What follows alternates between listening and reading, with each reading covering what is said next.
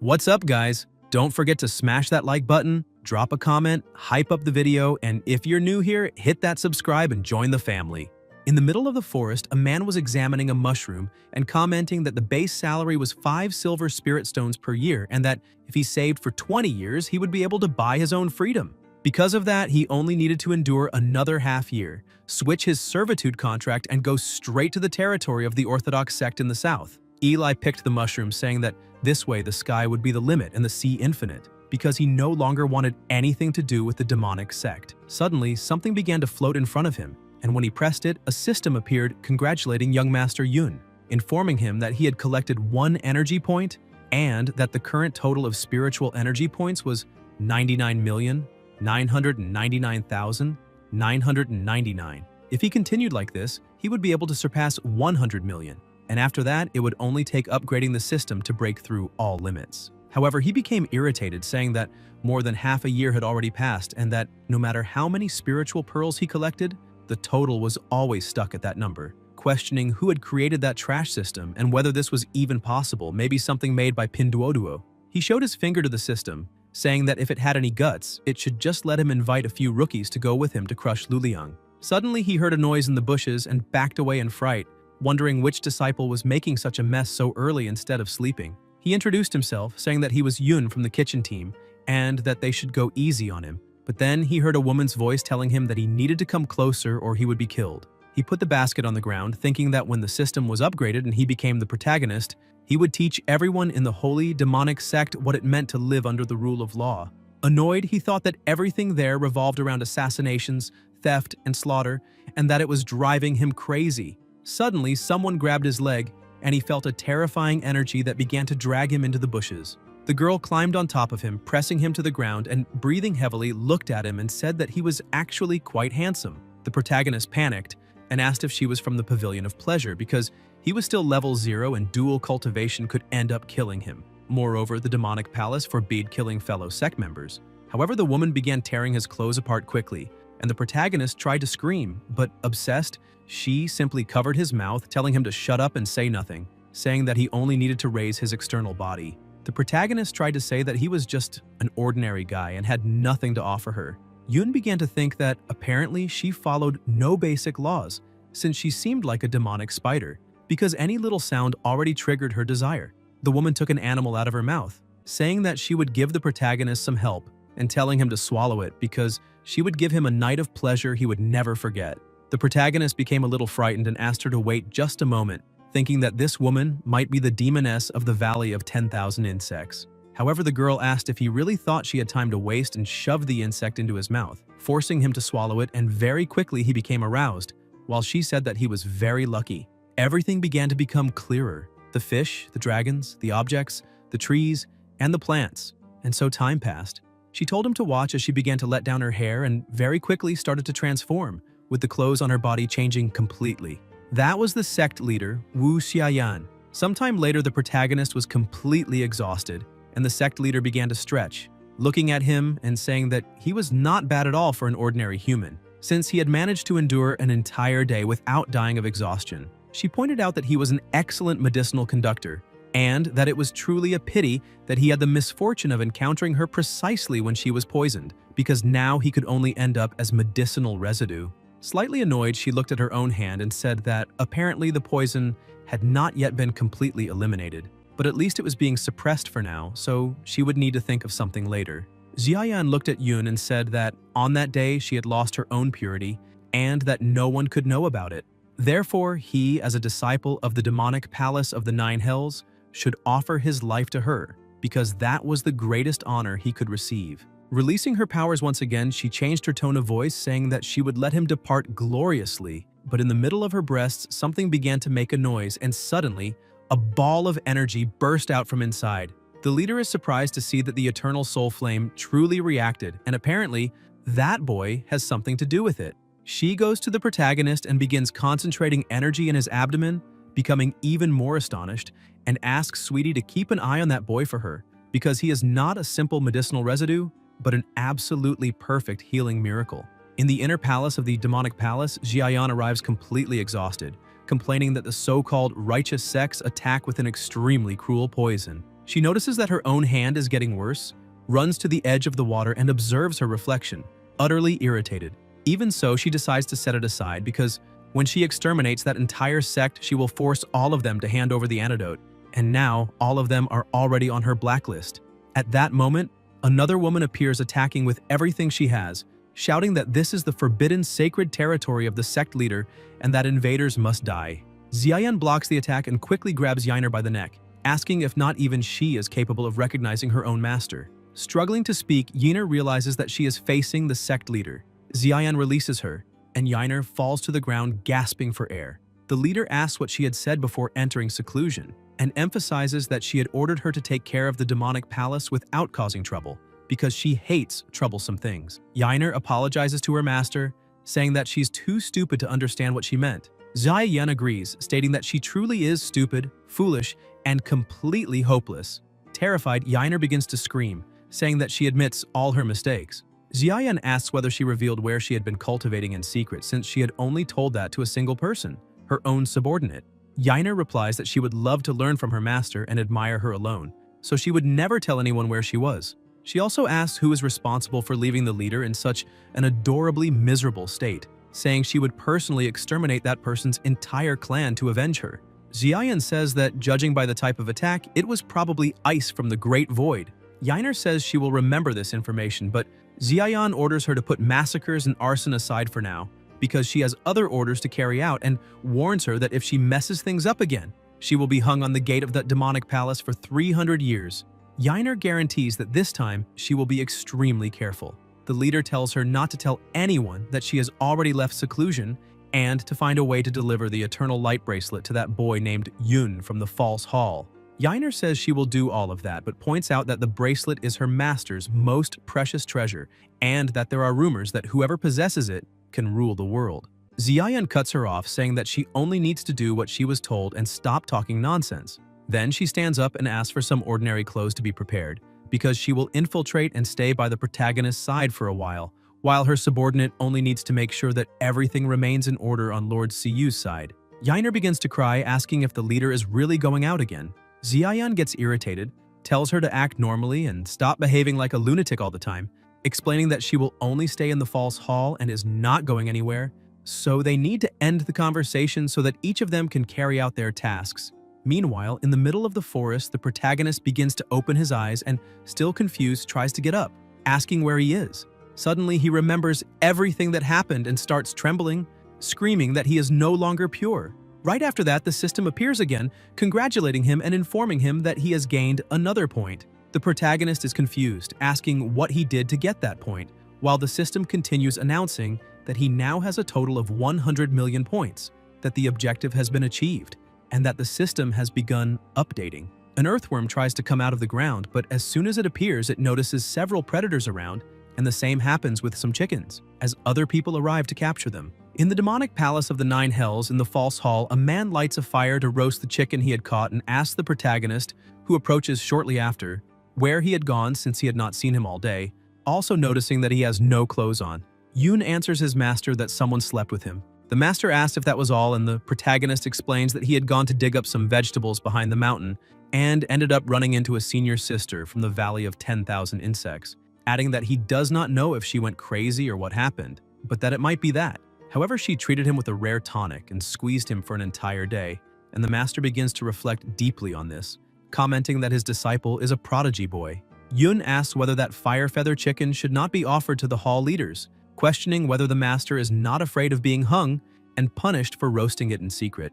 The master replies that if the protagonist does not tell anyone, he will not either. That way, everyone will think that only one of the chickens went missing and no one will care, adding that if Yun keeps his mouth shut, he will get half, since it will help him restore his yang energy. Yun agrees to stay silent, as he was also eager to taste the chicken. The master asks him to go down in the morning to the city at the foot of the mountain to buy some seasonings, since the false hall's stock is almost gone. As soon as the chicken is ready, he cuts it in half and hands one part to the protagonist, asking him to take it to his room, eat there, and then rest. Yun thanks him for the food and asks if he can leave now, and the master says yes.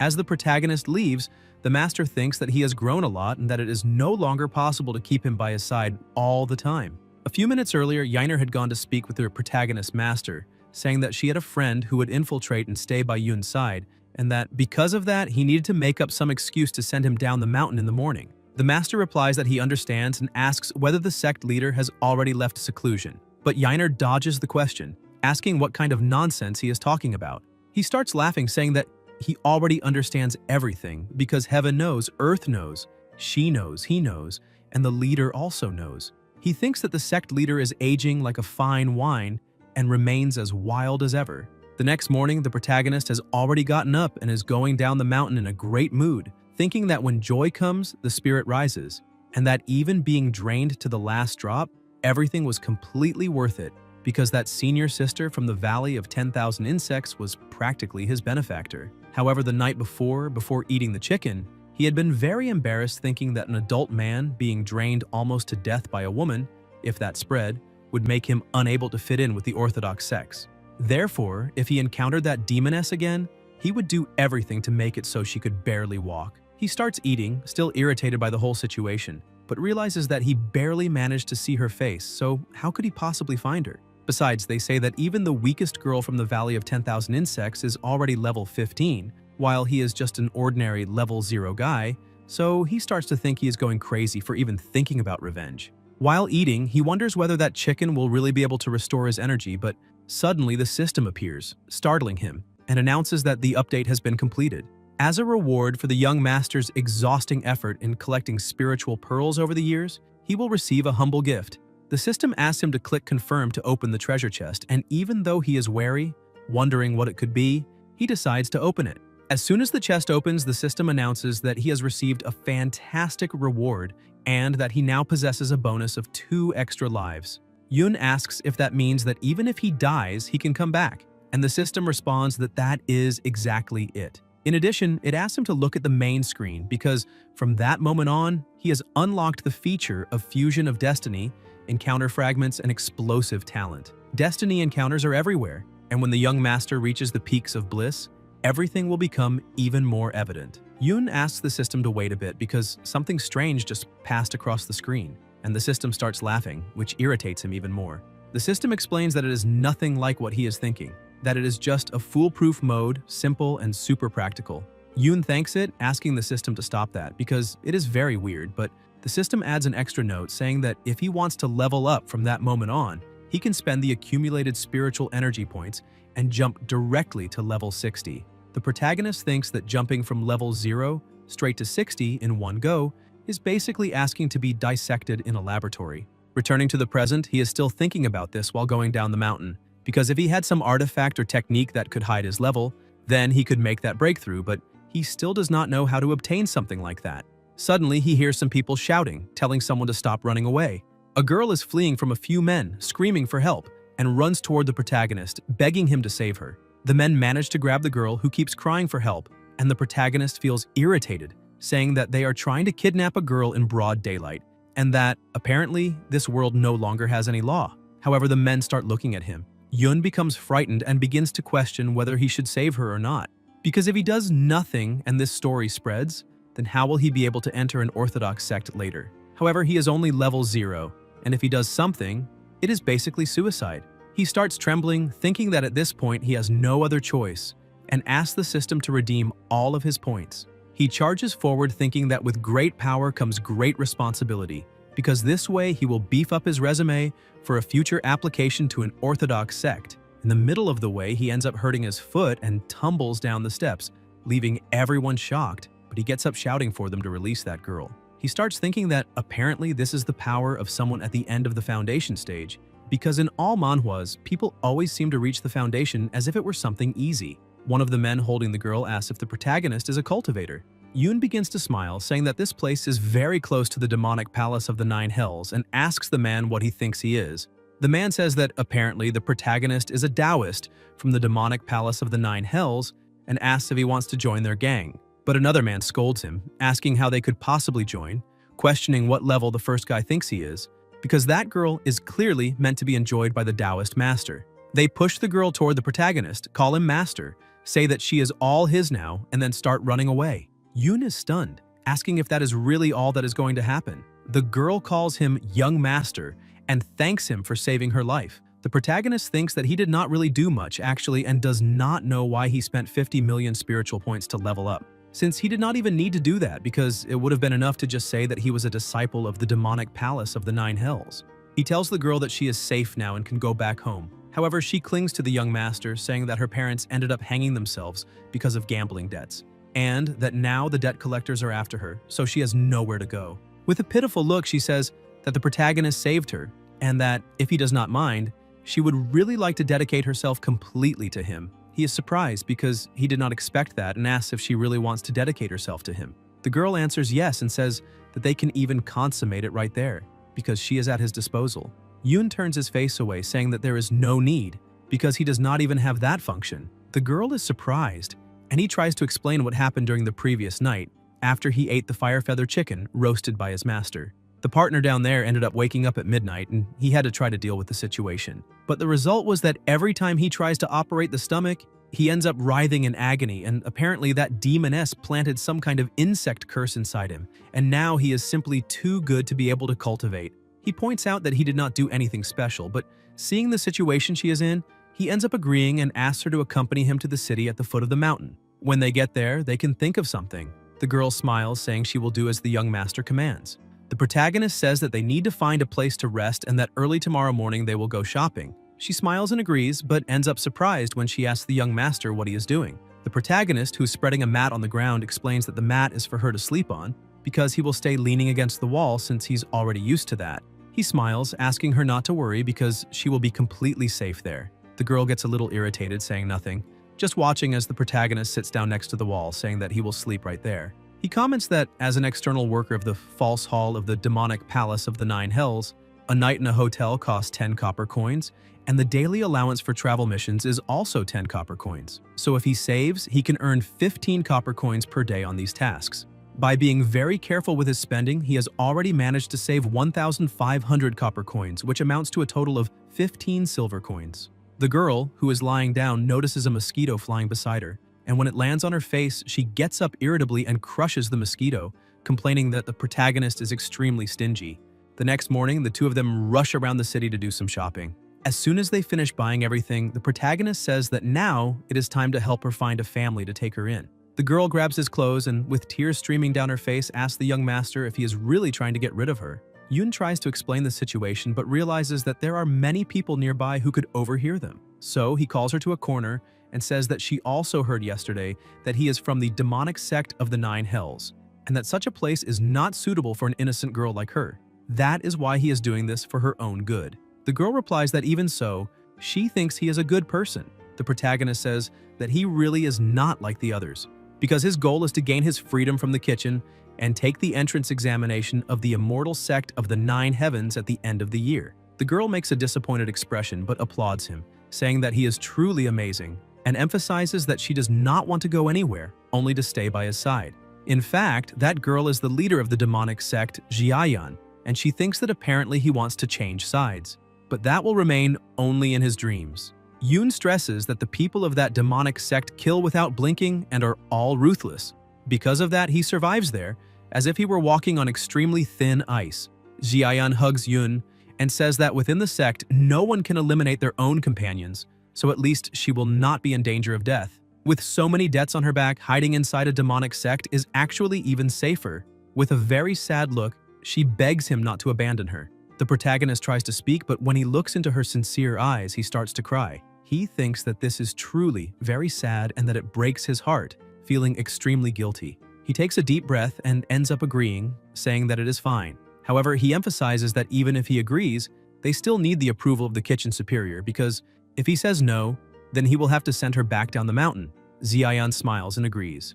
As soon as they reach the top of the mountain, the protagonist goes to speak with his master, and he says that everything is fine because they are short on people. Since she is disguised, the master uses a fake name, calling her Wushan, and tells Yoon that he is now responsible for her and will take her everywhere. Meanwhile, he will prepare some pickled vegetables. The protagonist is confused, wondering why it was so easy for his master to accept Wushan. She approaches him and Yoon welcomes her to the sect's kitchen team. Behind a tree, Yainer watches everything and thinks that her leader's infiltration is going well, and that now it is time to move on to the next phase of the plan. During the night, Wushan sits on her bed analyzing the entire environment, and observing the people lying down to sleep. After finishing her analysis, she goes to the back mountains of the demonic sect to meet her subordinate. Yahello says that she has already spread the news that the Eternal Light Slab is now in the protagonist's hands, and that the infiltrated agents within the sect should begin to move soon. Yoon also gets up and starts walking, saying that it is time to replenish spiritual pearls, because having used that amount of 50 million all at once still leaves him uneasy. Meanwhile, Xiaoyan continues talking with her subordinate and asks Yahello to find a way to deliver the Eternal Light Slab to the protagonist in the next few days, but without him suspecting anything. Yahello notices that her master looks a bit pensive and asks what happened. The leader says that she does not know exactly what happened, and that perhaps Lord Siyu was the one who passed a cultivation technique to the protagonist, because when he saved her from the bandits, he was already clearly at the final stage of foundation. However, on that day when the two of them slept together, he clearly had no spiritual power at all, being just an ordinary person. This makes her wonder if the Lord taught him a technique to conceal his cultivation. While walking, the protagonist finds some fruits and tries to pick them. Xiaoyan hears footsteps nearby, and Yahello tells her leader that she will withdraw for now, disappearing right after. Xiaoyan starts walking around the area, but when she jumps down from a rooftop, she feels something very strange in her body and realizes that it is the drunken spring breeze arriving at a terrible moment. She begins to fall right next to the protagonist, who becomes extremely worried, wondering why he had to run into that demoness from the Valley of 10,000 Insects again. He starts running as fast as he can, thinking that this time he is finished. However, the sect leader manages to catch up to him and grab him. She smiles, saying that it seems they have met again, and the two head to a quieter place. Xiaoyan asks why he was wandering alone during the night. Yoon thinks about explaining but changes the subject, asking whether she should not also be sleeping and questioning if she intends to cultivate again like that night. Because if that is the case, then she can come at him with everything she has. Xiaoyan's face reddens and she starts to smile. The protagonist asks why she is laughing and whether it is because he cannot defeat her and ends up surrendering. Xiaoyan looks at him and says she is laughing because they must certainly share some kind of destiny. The protagonist feels embarrassed and says that if she wants to cultivate, then she needs to hurry up, since her time is so limited. He also points out that now he is at the final stage of foundation, so it would be better for her not to push too hard when counterattacking. Xiaoyan begins to tease him, asking whether his external body cannot withstand a long cultivation session and forcefully pulls him along. Yoon feels a little uncomfortable and says that custom-made clothes are expensive, and that if there is a next time, he would rather take them off before cultivation. Xiaoyan thinks that this is complete nonsense. After the first round of cultivation, the protagonist explains that what he meant earlier is that soon he will surpass her cultivation, and then she will be the one underneath. Xiaoyan looks at him and bursts into laughter, which only excites her even more to cultivate again, pulling him over and tearing his clothes, saying that she will be waiting to see the day he surpasses her. Sometime later, while she is sitting by the edge of the lake, the two exchange glances, and Xiaoyan is impressed, saying that even after a night on Mount Wu, the protagonist still has the stamina to cultivate. Because of that, she is truly eager to see him surpass her. Yoon asks whether the parasite in his body can now be removed, because if she wants to use him for dual cultivation, she only needs to ask. There is no need to be so aggressive. Xiaoyan creates a bridge of energy over the water, saying that she is the suspicious type and that if she does not leave something behind, she feels a sense of emptiness. She crosses the bridge and sits beside the protagonist, explaining that if he behaves properly, the parasite will remain dormant, and removing it or not ends up being the same thing. The protagonist makes a strange expression, and she asks what kind of expression that is. Yoon compliments her, saying that she is actually very beautiful, especially bathed in the moonlight, and asks her not to cover her eyes with her hair anymore because that makes her look like a ghost. When her face and eyes are more exposed, she becomes infinitely more beautiful. Xiaoyan, a little embarrassed, turns away and says that just because they are cultivating together does not mean he can act so familiar. She stands up to leave and asks the protagonist not to tell anyone what happened between them, much less say that they met, because if a single word leaks out, next time he will be sent straight to the heavens. She begins to disappear, and right after her departure, Yoon lets out a sigh of relief. However, when he looks to the side, he is completely shocked because she had left behind countless spiritual pearls. Without thinking twice, he jumps into the middle of them, and the system begins to issue notifications uncontrollably that he has obtained spiritual energy points. As soon as he finishes absorbing everything, the system informs him that the total collected was 10,000 spiritual energy points, in addition to a bonus of 1 destiny encounter fragment. Yoon is surprised, wondering whether that can also be considered an encounter, and whether it truly has anything to do with the demoness. Because if that is the case, he will need to cultivate with her more often. He then realizes that he once again forgot to ask her name. The next day, the protagonist's master summons him, and Yoon runs over asking what happened. The master starts smiling and says that in the name of the sect leader, his disciple is a good vegetable planter and therefore can be entrusted with the work. However, he begins to think that the sect leader is pretending to be the sect leader, and this leaves him very confused because he is already old and does not want frightening tasks. Yainer observes everything, holding something in her hand, and says that the sect leader is about to leave seclusion, and those are the seeds of her favorite vegetable, which only grows once every 100 years. She opens her hand and shows them to the protagonist, saying that he needs to take good care of them and cultivate them diligently, because if he loses or ruins them, he can prepare for a glorious death. Yoon starts wondering why it is always him who needs to die gloriously. Yainer once again emphasizes that if anything goes wrong, not even a single life will be enough to pay for it. Behind the palace, the protagonist was digging the soil to plant vegetables when Wushan approached and asked if he was really planting greens. He smiled and said that was exactly what he was doing, explaining that he was loosening the garden soil and setting aside a section to cultivate new vegetables. Wushan smiled, saying she would help him, and started assisting with the harvesting. After they gathered a good amount, he thanked her for the help and said it was time to go back for lunch. However, unintentionally, he ended up bumping into another girl and asked if she was all right, becoming a little startled and wondering why he had to run into a woman from the demonic sect, imagining that maybe she also wanted to do something to him. The girl simply replied that she was fine. Yoon was captivated by her beauty, and Wushan noticed it and, feeling jealous, pinched the protagonist, questioning why he was looking at the other girl like that. The protagonist was confused and said that the woman had not hit him. Wushan pointed out that it had only been an accidental bump and asked why anyone would be attacked over something like that. Yoon replied that she was still new to the demonic sect and did not know how terrifying that place was, recalling that when he was a bit younger, people fought over food and even over makeup. He emphasized that, in any case, she needed to remember this very well because the people there did not think like normal people, did not care about logic or reason, and any small nonsense could turn into a matter of life and death. As long as one person did not kill another, it meant they were not breaking any rules, and therefore it was better for her to keep her distance from them whenever possible, asking if she understood. Wushan was surprised, but answered that she did.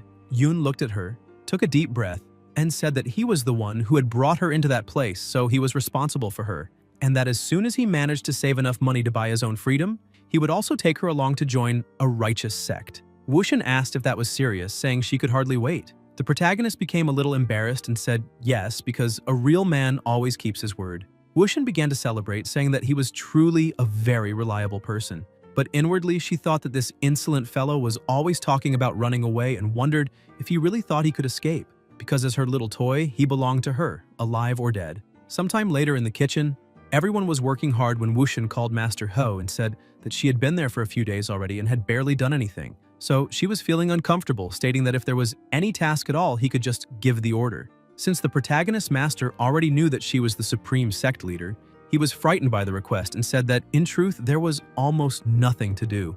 Wushan replied that this basically meant she was just eating for free and started staring at him. Hao became even more terrified, thinking that he did not want the leader to mess with him. The protagonist stepped into the conversation and asked what he thought about letting her help him, since he had started taking care of the main pot and someone needed to prepare the ingredients. Hao accepted without hesitation, feeling that he had been saved at the last second. Wushan was happy with the decision and thanked the master. Suddenly, the girl from earlier appeared and told Master Hu that her master would be receiving guests that night and would like the kitchen to send a cook to the Pavilion of Pleasure to prepare the dishes.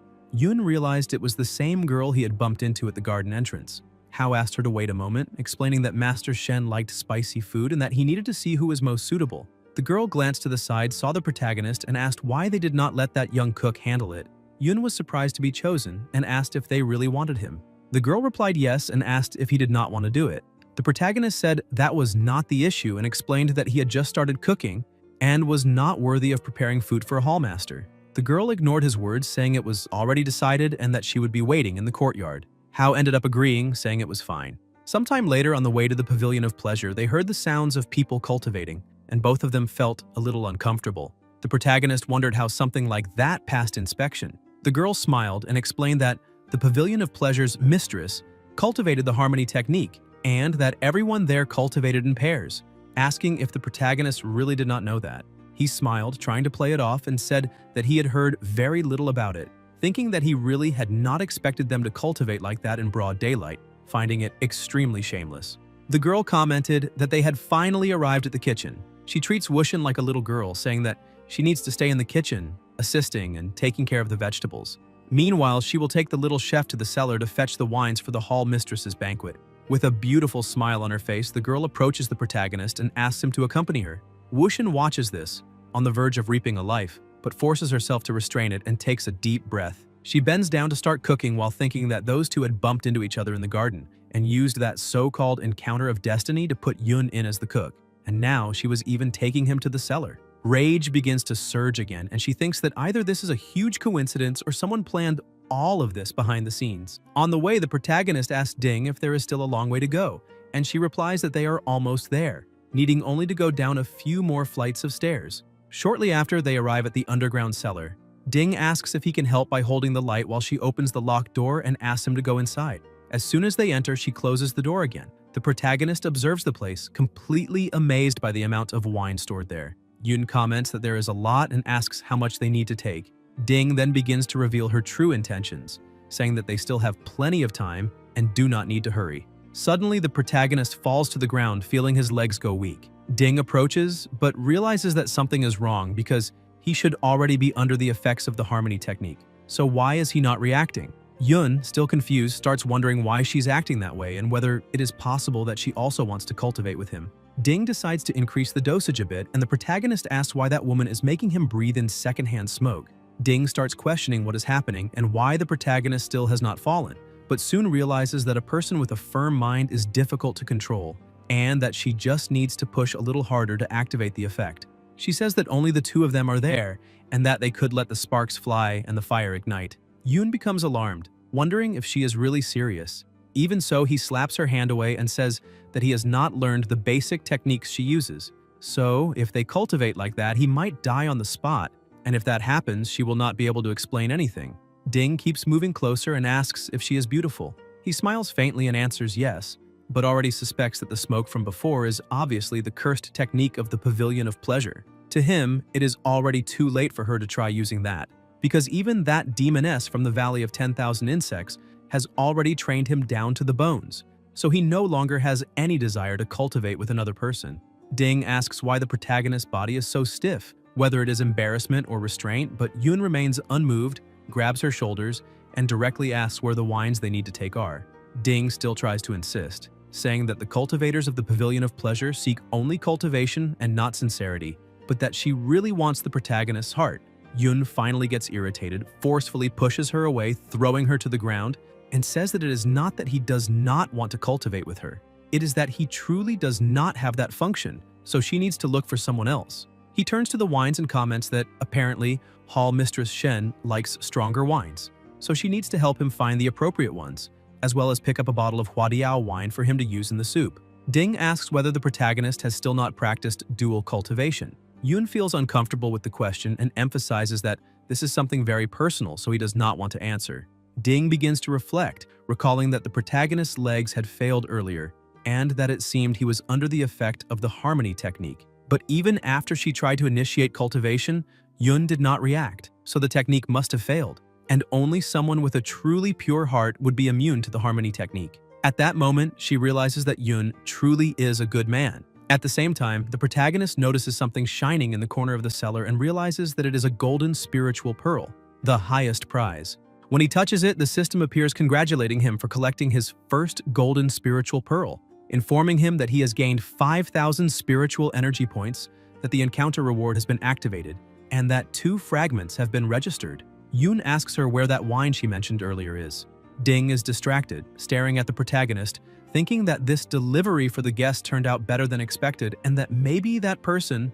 Yun calls her again, startling the poor girl. He asks if they were not looking for the wine.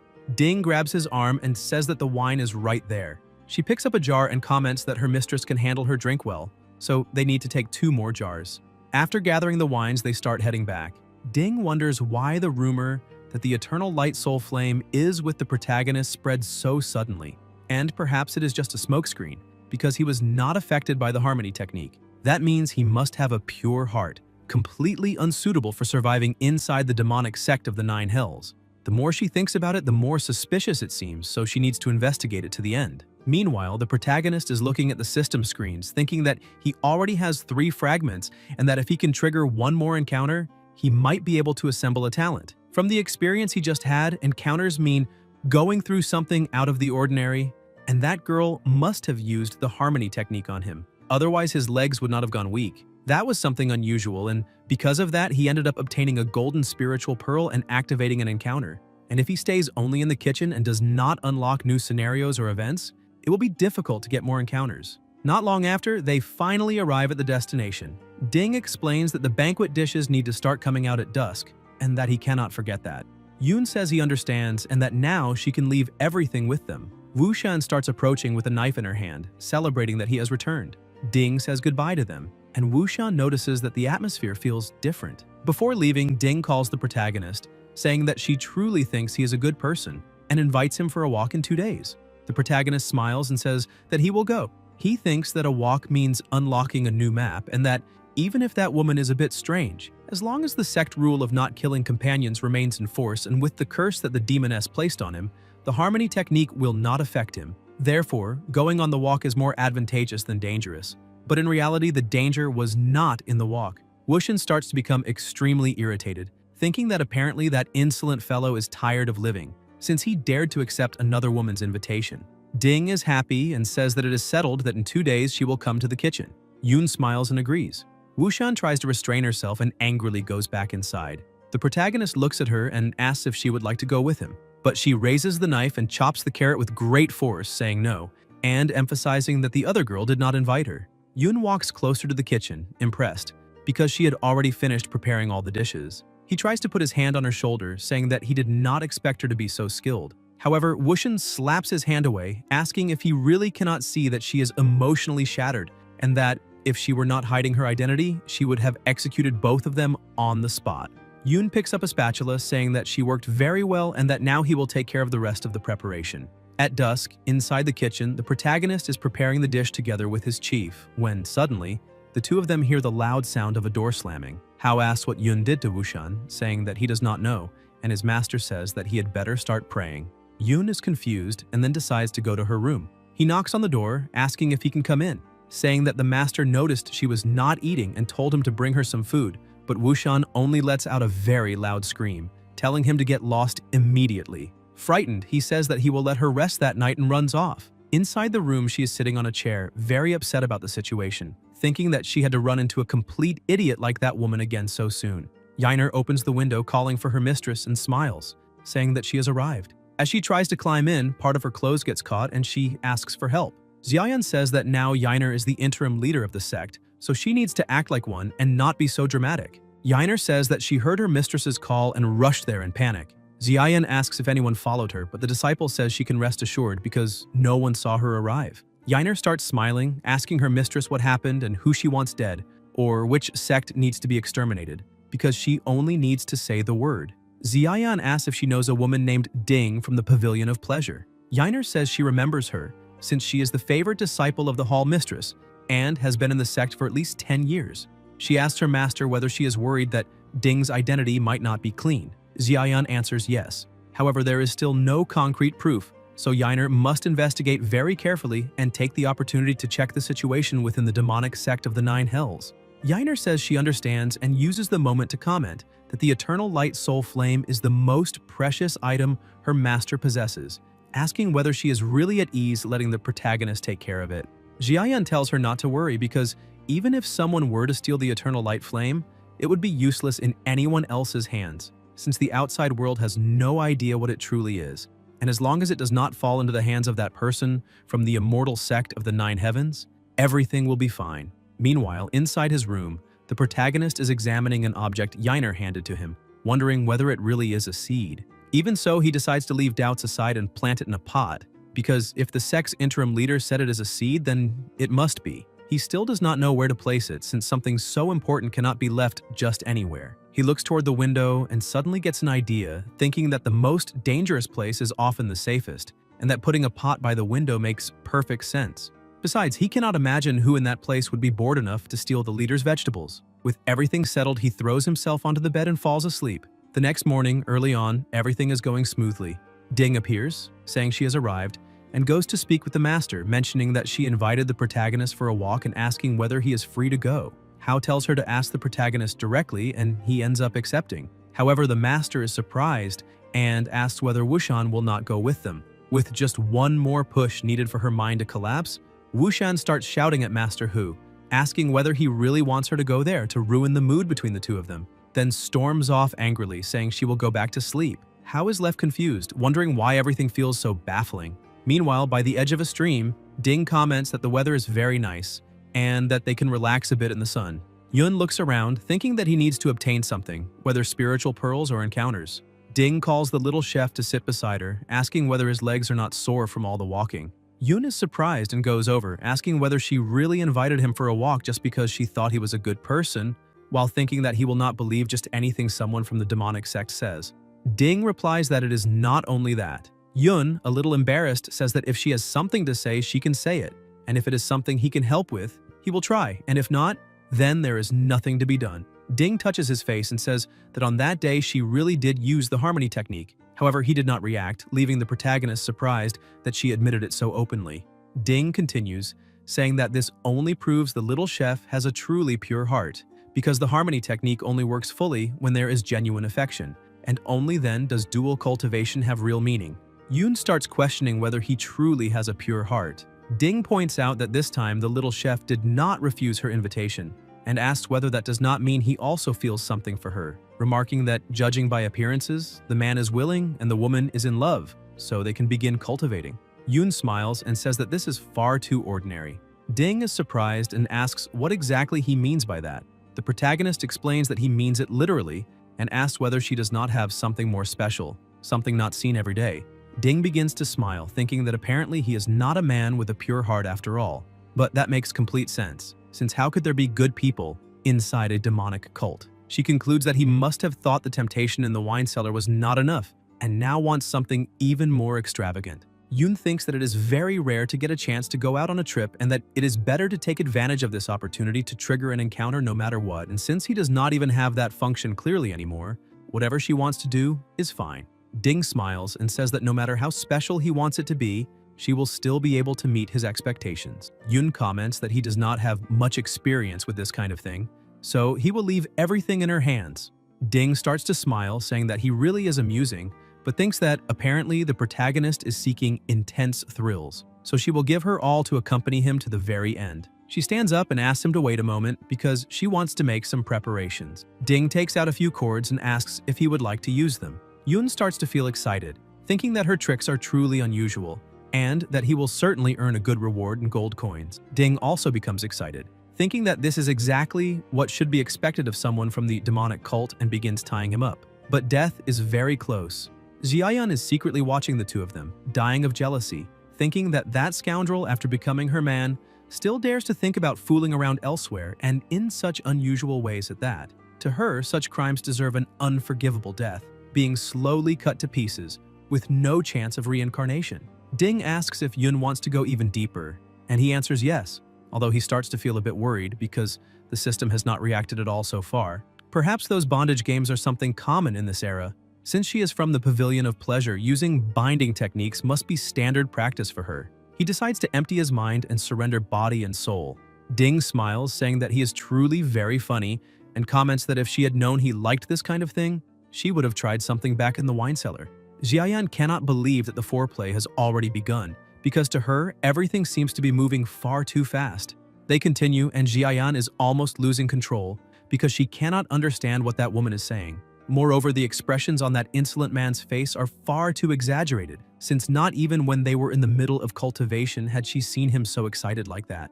Ding stands up and tells the protagonist to get ready, because she is about to take action. She starts by using the third move of the soft intestine no return, called emotional bait, a technique capable of making someone of a lower level reveal their true feelings. After using stability, the other party enters a trance-like state. As soon as the protagonist is affected, he starts to feel strange and asks where he is. Ding crouches beside him, saying that they're in paradise. The protagonist, completely enchanted, comments that paradise is wonderful. She takes advantage of the situation and asks if he has any secret he has never told anyone, saying that if he reveals this secret to the world, she has even more special games for him. Yoon starts laughing and says that he has many secrets and that he will tell one now. He says that his name is Yoon, but that this is not his real name. In addition, he is not from another world, or perhaps he is.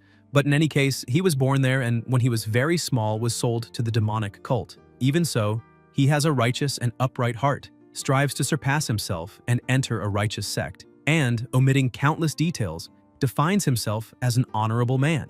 Ding starts to get irritated and tells him to stop talking. She says this is not the kind of secret she wanted to hear and questions what nonsense that is, because she was expecting something much deeper, like something about the Hall of Eternal Light. Yoon replies that he has never been there to know. Ding becomes a little discouraged and asks if he is really playing dumb. Xiaoyan starts trembling with rage because what she is seeing gives a completely different impression from what is actually happening. She thinks he is extremely bold because, since he cannot use what is below due to what she did to him, he is using something else instead, which truly opens her eyes. Suddenly, Xiaoyan feels something very strong in her chest and starts to feel unwell. She sits down, asking herself if it is attacking again because the curse of the drunken moonlight of Tai Su Xiao flowers, combined with the drunken spring breeze, is truly cruel, triggering without any warning. To her, this is all the fault of that bunch of useless old men, and once she recovers, she will settle the score with each and every one of them. She begins to feel intense pain throughout her body. Meanwhile, the protagonist starts to come out of the trance and, looking to the side, realizes that something is wrong and asks what happened there. Ding, completely irritated, begins shaking the protagonist, demanding to know who he really is. He pushes her away, saying that his head hurts and that she needs to stop that. Ding continues questioning where the eternal light flame is. Yoon starts to get annoyed, thinking that he only went out to try to trigger an encounter, did not get anything, and ended up running into someone who mistook him for someone else. He says that they have already been out for quite some time and that since they are not getting along, it is better for them to return immediately. Yoon starts walking away, while Ding is left only watching him. Ding begins to grow worried because she already heard him mention the eternal light soul flame, and for that reason, she cannot let him stay nearby. She tries to attack him from behind, but a stone is thrown and hits her head, making her collapse to the ground.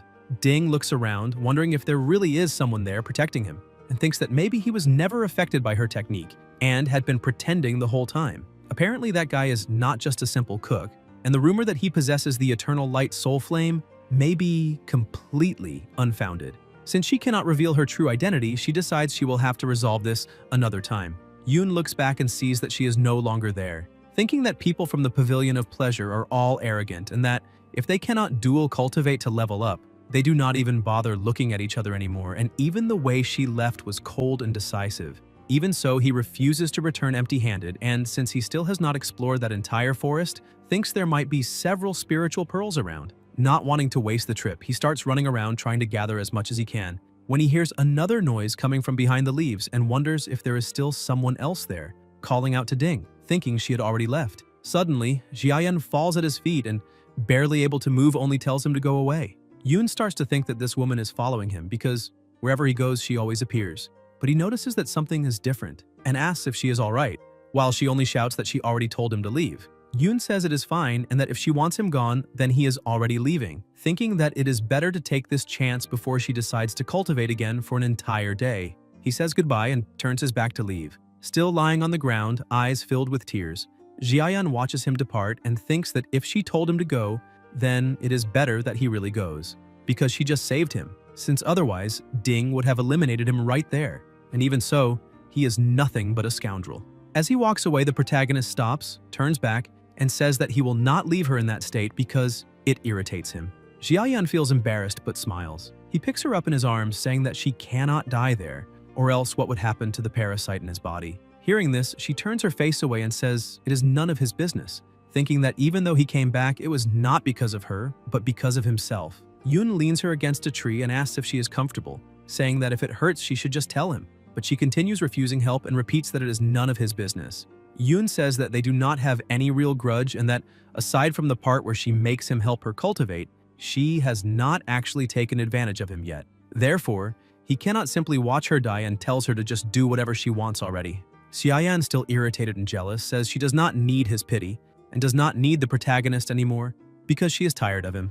Yoon feels a bit bothered by this and stands up, saying that if that is really the case, then it is better for each of them to go their own way and that he will no longer insist on removing the parasite. He starts to leave but hears her coughing violently and collapsing to the ground. Yun goes back to her and asks whether she can do it or not, but Xiaoyan refuses to answer. Then the protagonist says that either way, he has already handed himself over, so she should just do it and get it over with already. Even so, he does not understand why everything is becoming more and more strange. Xiaoyan continues refusing, telling him to leave her alone. Yun says that he would like to, but his conscience will not allow it, and emphasizes that, in the end, aside from the fact that she was the first to cultivate with him, she has never truly harmed him. Therefore, he cannot simply watch her die there, at least not in front of him. With resolve, he grabs her arm, and Xiaoyan asks if he is really not afraid that she will get angry and end up killing him right there. Yun smiles, saying that the one dying there is not him. Xiaoyan finally yields, telling him to stop talking and saying that if he wants to cultivate, he should just do it already. Yun starts to smile, and she asks what he is laughing at. Yun holds her face, saying that if she is the one who needs to cultivate, then she is the one who has to do the hard work, emphasizing that her life is in her own hands, and that he cannot be blamed afterward. Xiaoyan feels provoked, slaps his hand away, and pushes him back. The two begin cultivating, and the protagonist asks why she is holding back her voice and whether she can really cultivate like that. Xiaoyan only tells him to shut up, saying that if he says one more word he will be strangled, but he keeps provoking her, asking if this is the kind of cultivation she likes, while she keeps telling him to shut up. After long hours of cultivation, Xiaoyan, who was lying down while Yun prepared food for the two of them, begins to breathe deeply and looks at the protagonist, thinking that he has an absurdly strong body, and that because of this the poison has been almost completely suppressed, with her on the verge of transforming again. Yun thinks that he has already lost half the day, so it is better to gather spiritual pearls while it is still night, and wonders whether it would be possible to trigger another encounter. However, when he looks to the side, he sees that she has already left. This surprises him because she did not even say goodbye and apparently sees him as nothing more than a toy, which shows that she truly has no class at all. Suddenly, the system notifies that 2 encounter fragments have been found and that he now has a total of 5, asking whether he wishes to synthesize a talent. He quickly confirms, and the system begins the synthesis. Soon after, it congratulates him, saying that he has acquired the talent Corpse Explosion Technique, with an explosion radius of 2 meters. Even so, he feels a little uneasy because this technique seems like something from a demonic sect and might hinder his chances of entering a righteous sect in the future. Still, it is perfect for destroying bodies and evidence, and in the worst case, it can be used as a bomb, concluding that having more abilities is never a bad thing. He opens the status screen to see what he currently has. At present, he is level 20 and possesses 1,515 copper coins. With the current exchange rate, every 100 copper equals 1 silver. In addition, he has 50,200,000 points remaining and 2 talents, namely 2 lives and Corpse Explosion. He gets up saying that he cannot afford to slack off because now it is time to gather even more spiritual pearls, extinguishes the fire, and walks away. When he passes by something, his eyes begin to shine and he shouts that he has struck it rich upon seeing several spiritual pearls, running to collect them all. Not long after, he takes a deep breath, saying that he has finally finished collecting, and asks the system to calculate the gains. The system reports that he gained 1 million points in one go, and with that, achieved something unprecedented, a single profit of 1 million points, activating an encounter whose reward is 2 encounter fragments. He realizes that he triggered another encounter and starts laughing to himself, saying that this outing was absolutely worth it. While celebrating, he notices something approaching, and when he looks back, sees 3 wolves. But he already knew it because freebies never come without a cost. Suddenly, more wolves begin to appear and attack him, and he thinks that there is no other way, since he does not want to die there. So he asks the system to boost him directly to level 60. The energy in his body begins to transform. The wolves try to attack him, but he defeats them with a single blow, and after eliminating several, he uses Corpse Explosion, causing a massive explosion in the area. As the explosion goes off, he walks forward with swagger because a real man never looks back in the middle of an explosion. The system informs him that the young master's first use of Corpse Explosion eliminated 200 night wolves, yielding a total of 200,000 points, and that another encounter has been activated, granting 1 encounter fragment as a reward. Yun becomes excited, saying that this system is not bad at all and that he is starting to like it more and more. However, another wolf begins to approach, and this one is on a different level. It is the leader of the Night Wolves, level 30, an elite leader with the Howl ability. Yun prepares for combat, thinking that if he were still level 20, that night would have been his end. The wolf lunges as the protagonist thinks that he is now level 60 and that it is a pity for the opponent because, with 2 accumulated talents and a 30 level difference, he will not hold back, preparing to flick it with a finger. He strikes the wolf's head, saying that even without martial techniques he can win that fight. The force is so great that it sends the wolf flying far away, destroying all the trees in its path. The system congratulates him again for easily defeating the leader of the night wolves. Yoon keeps waiting and asks the system if it is not going to continue. The system is confused about what he means, and the protagonist gets annoyed, saying that the system should be announcing right now, "Congratulations, young master, reward of 2 encounter fragments," since it just praised him. But then he becomes disappointed. He dismisses the system, saying it is better to leave it at that, because he will personally inspect the body of the night wolf leader in search of loot. He finds the wolf's body and, while searching it, realizes that it is the first time he has ever seen a spiritual power pearl of that color. The system informs him that he gained 300,000 points and that an encounter was activated, granting 2 encounter fragments as a reward. The barrier begins to dissolve and the system asks whether he would like to synthesize a talent. He immediately confirms, telling the system that next time it does not even need to ask and can just synthesize directly. After the synthesis, the system congratulates him for obtaining the talent Know-It-All. With this talent, he can perform 2 information queries per day. The protagonist is surprised and asks the system whether, with this ability, he can truly check any kind of information, and the system answers yes. He comments that all the talents he has obtained so far are extremely useful, and moreover, he does not sense any presence around him, concluding that for now, the night should be safe. As the sky begins to brighten, he decides that it is time to return and rest. Back at the sect, he starts watering the sphere, wondering whether it will really sprout, since the smell is very similar to medicinal herbs. After that, he goes to his master and asks if he is sick. Hao replies that it is not him, but since the protagonist is there, he will leave that task in his hands. Yun asks who the medicine is for, and his master explains that it is for Wushan because she is ill, and that as soon as the medicine is ready, he must take it to her. Yun is surprised and asks what kind of illness she has. Hao replies that it is just a cold. The protagonist remains worried, saying that for ordinary people, a cold can be dangerous, and his master agrees, although he thinks that, in truth, it is the drunken spring breeze attacking internal injuries that have not yet healed, all because she does not have enough resistance. Even so, he notices that his disciple seems a bit different. Hao starts observing Yun and wonders why his complexion looks better. Because normally, when the sect leader toys with someone like that, the person's forehead should be darkened. But perhaps she absorbed yin and restored yang with the protagonist.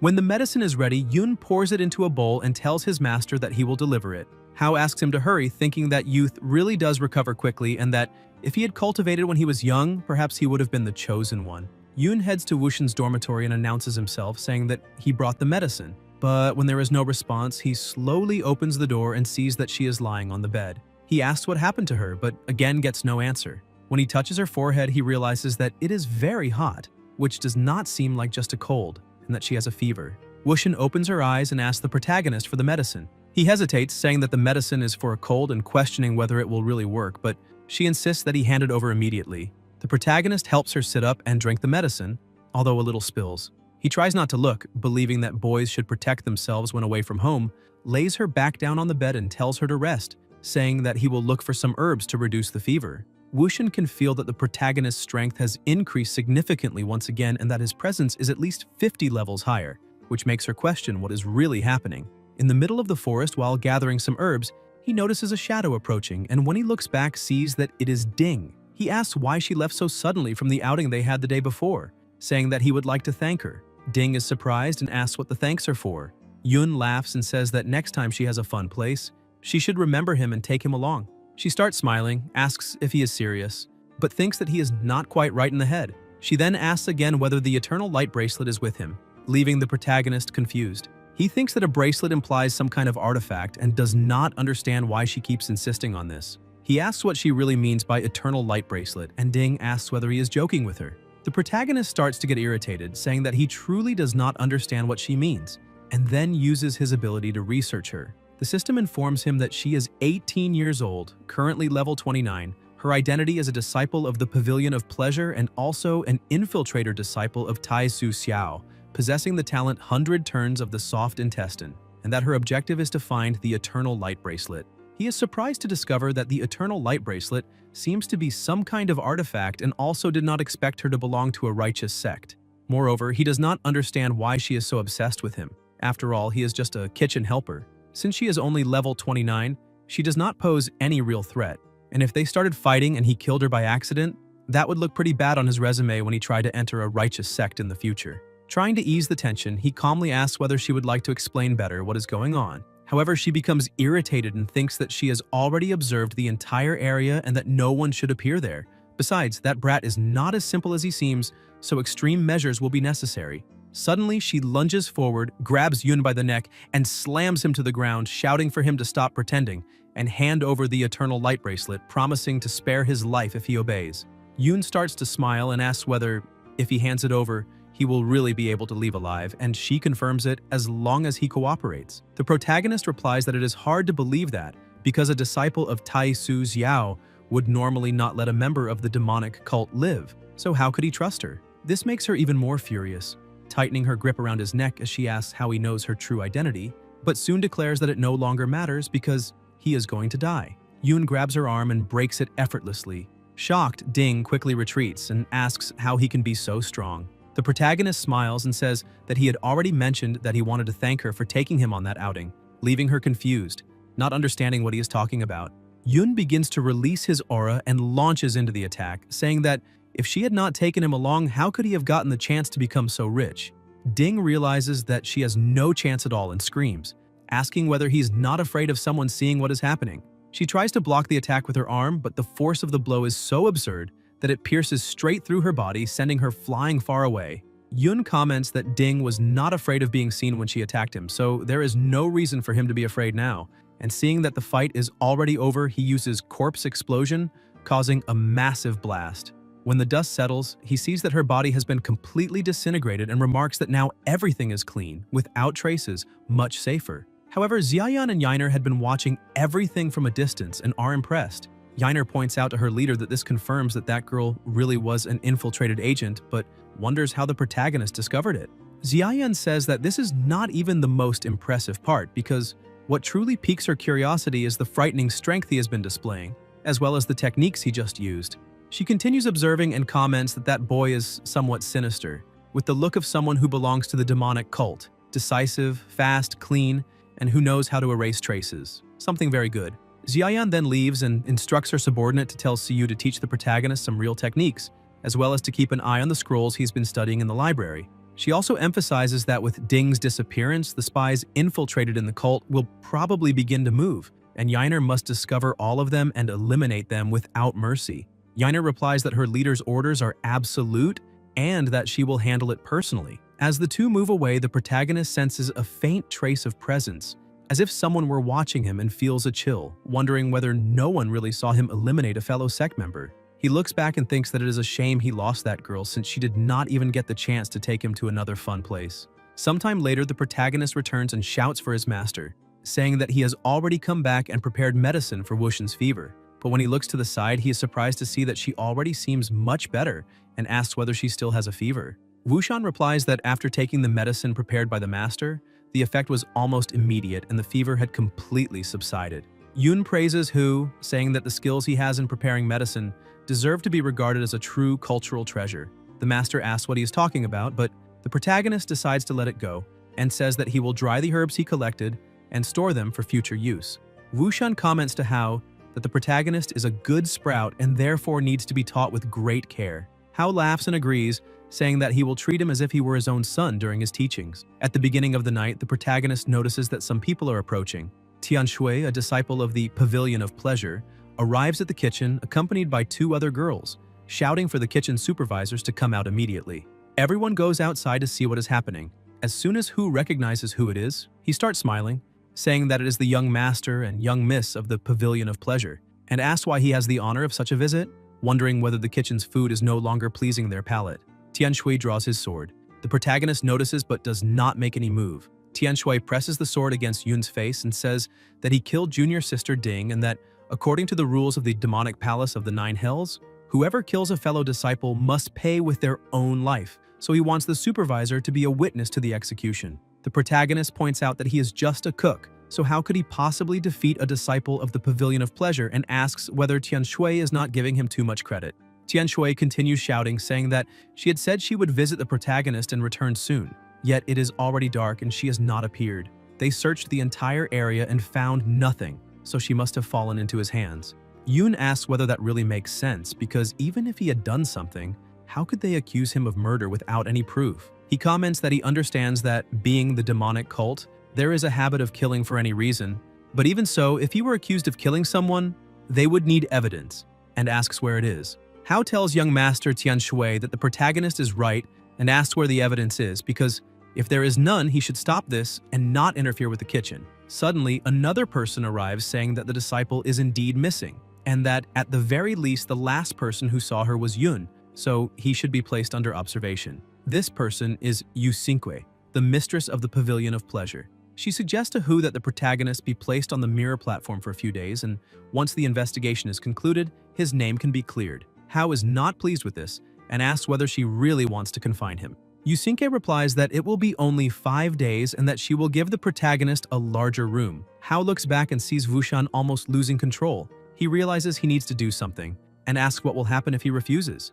Yu Xingque says that in that case she can conclude that the protagonist really is the murderer and that the master is trying to cover it up, becoming an accomplice. And in that scenario, both would be executed on the spot. Hu asks why even he is being included in this and realizes that things are getting worse and worse because the true supreme leader of the sect is about to explode. Since she is extremely protective of her own disciples, continuing to argue would only worsen the situation, so allowing the protagonist to be confined is not a bad idea, since she will not be able to discover anything. Moreover, he can go along and take advantage of this opportunity to teach him. He tells Yu Xingque that he agrees, making it clear that she may lock up the protagonist, but states that if they find no clues, he will explode with anger and in addition will accompany his own disciple. Yu Xingque is surprised and asks why he is going that far. Hao replies that they are very aggressive and that he is worried his little disciple might be intimidated. The protagonist tries to refuse, telling his master that he can face this alone, but Ho says that this does not matter because the master's word is always the final word and asks the protagonist to pack some clean clothes since they are going into confinement. The protagonist ends up agreeing, but before leaving, he notices something strange and begins to wonder whether it is possible that Tian Shui and Ding were working together as infiltrators, because otherwise how could Tian Shui be so certain that it was he who killed her? In addition, the protagonist begins to wonder what exactly the eternal light soul flame is. While packing his things, he remembers that he almost forgot the sect leader's delicacy and starts questioning whether he should investigate a bit more about what it truly is. He decides to use his ability to check it, and the system identifies the item as the Eternal Light Soul Flame, making it clear that it is not a plant seed. The Eternal Light Soul Flame is described as a supreme-grade legendary artifact, and whoever possesses it will become the strongest, a statement that mixes truth and falsehood, because in reality it is the soul of Changming Zhenren and the Demon Lord. The protagonist holds it, surprised, and thinks that he can somewhat understand the Demon Lord part, but has absolutely no idea who this Changming Zhenren is. At that moment, his master shouts, asking whether he has finished packing his things. The protagonist replies that he is coming and hides the soul flame inside his clothes, still confused about why something so important was entrusted to him, and what exactly the sect leader is planning. Even so, he ends up feeling excited, because perhaps this confinement will be a good thing, since the Eternal Light Soul Flame will be safe for 5 days, and when he gets out, he can investigate the Demon Lord and the Zhenren more thoroughly. He finishes packing and shouts excitedly that he is heading to prison. As the two are escorted away, everyone around only watches in silence. Yoon asks his master why there are so many mirrors there, and Hao explains that this is exactly why the place is called the Mirror Platform. The protagonist, however, thinks that this explanation explains absolutely nothing and continues asking what so many mirrors are for. The master replies that they are used to monitor every movement they make. Yoon thinks that this means they are truly surveillance devices, and that even while eating or going to the bathroom, someone will be watching. Hao notices that his disciple is uncomfortable and asks him to relax, explaining that there are not mirrors everywhere and that it is not as perverted as he is imagining. The protagonist takes a deep breath, still thinking that those people are extremely perverted. The guards open the door and say that the two of them will stay in that room, asking them to go in. As soon as the protagonist looks inside, he is impressed and comments that this prison treatment is at a presidential level. Hao asks what presidential means, and the protagonist explains that it refers to a high-ranking official. Before the doors close, Hao looks at Mistress Yu Xingque and tells her to remember well what he said, because if there is no proof that his disciple committed the murder, he will not let this go easily. She starts smiling and says that she remembers very well. Tian Shui gets irritated and complains that that man is just a cook and yet dares to speak to the mistress in an arrogant tone, but she immediately reprimands him, ordering him to shut up and stating that that man is not a simple cook. Tianshui then asks what he is, but she refuses to answer, saying that he should not ask what he should not know, and orders him to go find out the whereabouts of his junior sister. Even so, she finds everything very strange and wonders why Ding went to meet the protagonist alone, since he is just a kitchen disciple, so what could she possibly have needed to discuss with him? Tianshui says that he also does not know, only that she mentioned suspecting the protagonist was an infiltrator and wanted to test him. Yusinke states that this is complete nonsense because Yubo's side would never have a spy, and that the girl was probably delirious, besides the fact that investigating spies is not the Pavilion of Pleasure's responsibility. Tianshui says that she was only thinking about the good of the demonic cult of the Nine Hells, since it was said that the sect leader has left closed cultivation, and, because of that, many outsiders are eyeing the eternal light soul flame she possesses. Yusinke finds it very strange that the leader has not appeared, even after leaving closed cultivation. Meanwhile, inside the room, the two organize their things. Yun notices that there are no mirrors inside, but his real concern is something else. If he's not around and that demon woman's poison flares up again, she might end up clinging desperately to anything. Even so, he starts wondering why he is worrying about this, since she does not even care if she drains him to death. Suddenly, Hao looks at his disciple and attacks him, but the protagonist notices and dodges easily. He turns around, irritated, and asks his master what he is doing, saying that if he had not dodged, he would have turned into minced meat. The protagonist then realizes that his master has an extremely serious expression, something he has never seen before. Hao says that Yun is at level 60 and continues staring at him intently, saying that until not long ago, the protagonist was just an ordinary person. So he asks what exactly happened in these past few days. Yun grows a little worried and admits that he really is at level 60, but says that he does not know exactly why. He thinks that he cannot show any weakness, because his master's palm strike was far too strong, and definitely did not seem like an ordinary cooking skill. Hao continues questioning whether he truly does not know the reason for this, and the protagonist tries to make up a story, saying that Ding had taken him out but then abandoned him in the mountains, and that while trying to return alone, he tripped and fell into a strange place, losing consciousness. When he woke up, he was already at level 60. He asks his master to think carefully, questioning who in this world could possibly rise to level 60 so quickly without raising suspicion, and says that anyone would doubt someone like that, which is why he decided to keep everything a secret. Besides, it is obvious that this was something abnormal, since he does not even know a single cultivation technique. Hao starts laughing, and Yun begins to wonder what exactly he said that was so funny. The master then says that the next time someone asks about this, he only needs to say that it was old Yubo who taught him, and ordered him to hide his strength, and tells him to stop inventing such unbelievable stories. The protagonist is confused and says that the master clearly knows he is lying, but Hao replies that he does not care about how his disciple leveled up, because he clearly encountered a great opportunity and, by the looks of it, his luck truly defies the heavens. He comments that the sect leader and Yainer said that Yun had killed Ding, but he never believed that. Yun is shocked and asks whether the master really knows that he was the one who killed her. Hao replies that at that moment his disciple is sweating far too much, and asks whether he was not brave enough when he eliminated her and why he is afraid now, since members of the demonic cult are the type who kill without blinking. The protagonist thinks that at least the master knows his place, but still asks whether the leader and the acting leader also know about this. Hao confirms it, saying that both of them were watching from nearby when he dealt with her. Yun starts to feel uneasy, realizing that it was no wonder he felt like he was being watched at that moment, but he also notices that his master has no intention of punishing him. At that moment, Hao removes a ring from his finger, and an extremely frightening aura spreads through the room. He apologizes to his disciple, explaining that it had been more than 100 years since he last removed that ring. So his aura became heavy, but it would soon pass. He then tosses the ring to the protagonist and says that it is an artifact that conceals cultivation, and that Yun must wear it at all times to continue pretending to be the same innocent young man as before. Yun holds the ring, and his eyes begin to fill with tears.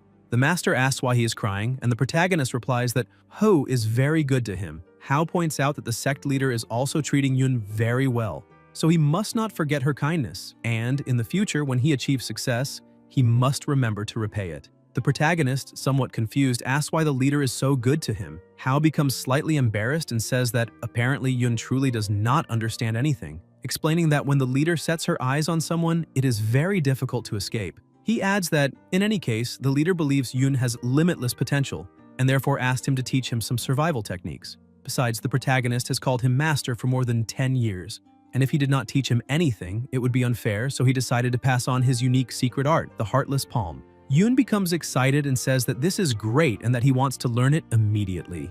The master then explains that the Heartless Palm revolves entirely around having no heart at all. This strike hits with extreme speed and ferocious force, and each palm that lands weakens the enemy's blood and spiritual power. After mastering the basics, the user can combine it in rotation with the Ruthless Finger. The so-called Ruthless Finger replaces the palm with a finger, channeling the force of the entire body to the tip, striking acupuncture points with extreme precision, sealing meridians, and cutting off the enemy's spiritual power for a period of time. If cultivated to the extreme, the Heartless Palm transforms into the Heartless External Demon. Hao suddenly stops speaking, leaving the protagonist surprised as he asks why he stopped. The master replies that that technique is already more than enough for the disciple to learn the basics, and that there is no need to pursue the extreme. Yoon asks the reason for this, and Hao explains that the more someone trains the Heartless Palm, the colder their heart becomes, and that if one reaches the extreme of indifference, regret will be inevitable. The protagonist is confused and comments that the master seems full of normal emotions, asking whether that means he himself never reached the final stage of this technique. Hao lowers his gaze and says that of course he managed to reach the final stage, hiding the hand full of wounds behind his body, while stating that he is a natural talent, so reaching that level did not hinder him at all. Yoon is even more impressed, and comments that he already knew the master was not a simple person, saying that now he looks even more like those sweeping monks or hidden masters of the kitchen. Even so, the protagonist begins to think that the master stopped speaking in the middle of the sentence, making it clear that there is something he does not want or cannot say. Hao stands up and calls the disciple, saying that there is more space outside and it will be easier to demonstrate the technique. The protagonist asks if he is not afraid that someone might steal the technique since there are so many mirrors outside. Hao replies by asking who would be crazy enough to try to steal it, because only someone tired of living would do that, and also states that being confined on the mirror platform only brings benefits and no harm, actually being an excellent place to train with focus. Yoon is even more impressed, thinking that the master is dominant both in words and attitude, perhaps ranking just below the supreme leader and the acting leader, becoming a true pillar of the sect, and therefore he needs to cling to this master with all his strength. The two begin to walk together, and Hao says that he will demonstrate only once, so the protagonist needs to remember as much as possible, form before intent, and if he makes a mistake, he will help him correct it. Yoon agrees and prepares to learn. The master begins to show the stances and the correct way to concentrate. After the demonstration, he asks how much the protagonist managed to remember, but Yoon only says that he wants to try. Hu replies that it is fine and asks him to imitate exactly as he saw, even if it turns out a bit wrong. However, the protagonist executes the movements with astonishing precision, leaving the master surprised. Yoon asks how he did, and Hao asks whether that really is the first time he is learning a cultivation technique. The protagonist smiles and says yes, it is the first time, but since he already started at level 60, learning techniques seems especially fast. The master becomes excited and states that he truly is a cultivation prodigy, and that it seems the supreme leader did not misjudge him. Hao emphasizes that he will teach him everything he knows. Meanwhile, elsewhere, Yusinki observes every movement of the two and comments that that boy has an impressive talent and that if he had not eliminated her disciple, she might even have tried to steal him to become her junior disciple. 3 days later, the protagonist observes the palm mark on the wall and thinks that although it still does not compare to the master's, it is already enough to protect himself, and that the Heartless Palm is actually easy to learn. He reflects that he needs to grasp the heartless aspect and gradually abandon the ruthless strike, forgetting his roots, leaving the demonic cult and entering the righteous path. Suddenly, the master strikes him on the head and tells him to stop muttering to the walls, asking how the training is going. The protagonist asks him to take a look, saying that he can already leave marks on the wall as well.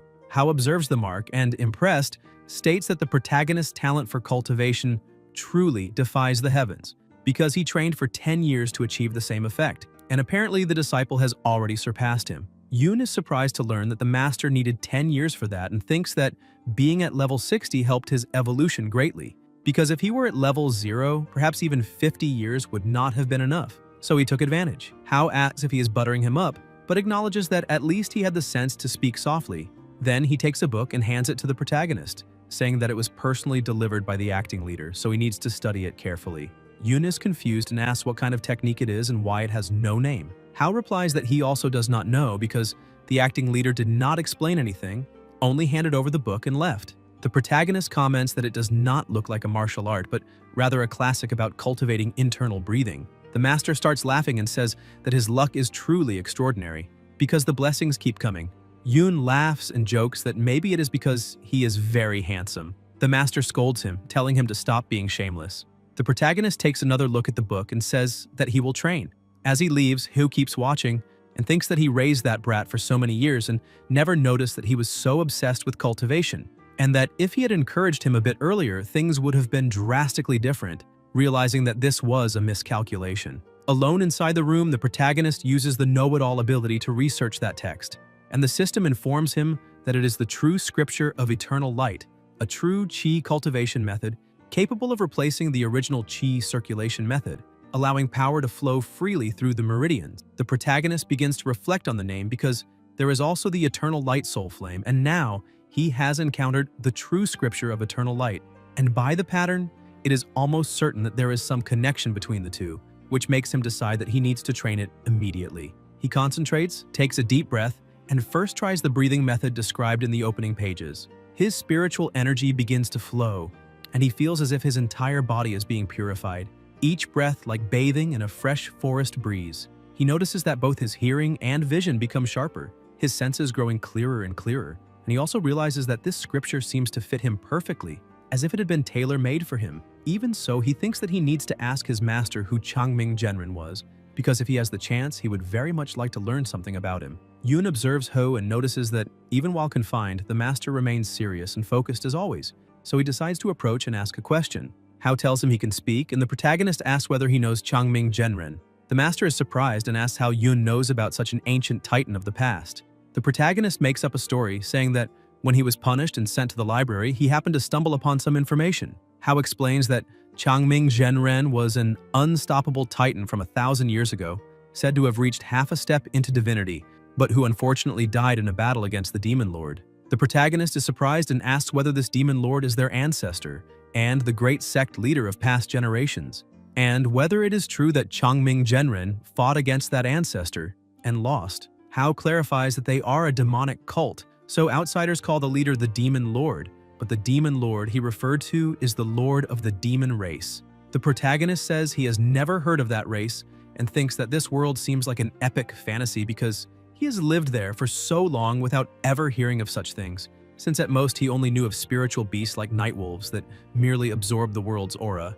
Hao continues explaining that the demon race disappeared after the Great War and that no one has seen them since, making it natural that ordinary people would not know about them, adding that he himself only heard these stories from his master, and that it is hard to distinguish truth from rumor. The protagonist says he more or less understands, but the master interrupts, stating that all of this is nothing more than legend, since too much time has passed and no one can be absolutely certain. At that moment, the system notifies the young master that he has learned part of the truth of the world, obtained a clue, and activated an encounter, receiving one encounter fragment as a reward. With this, the protagonist realizes that those demons mentioned by the master may truly exist, and that the eternal light soul flame, the true scripture of eternal light, and Changming Genren are all strangely connected. He suddenly stands up to leave, and the master asks why he is going so abruptly.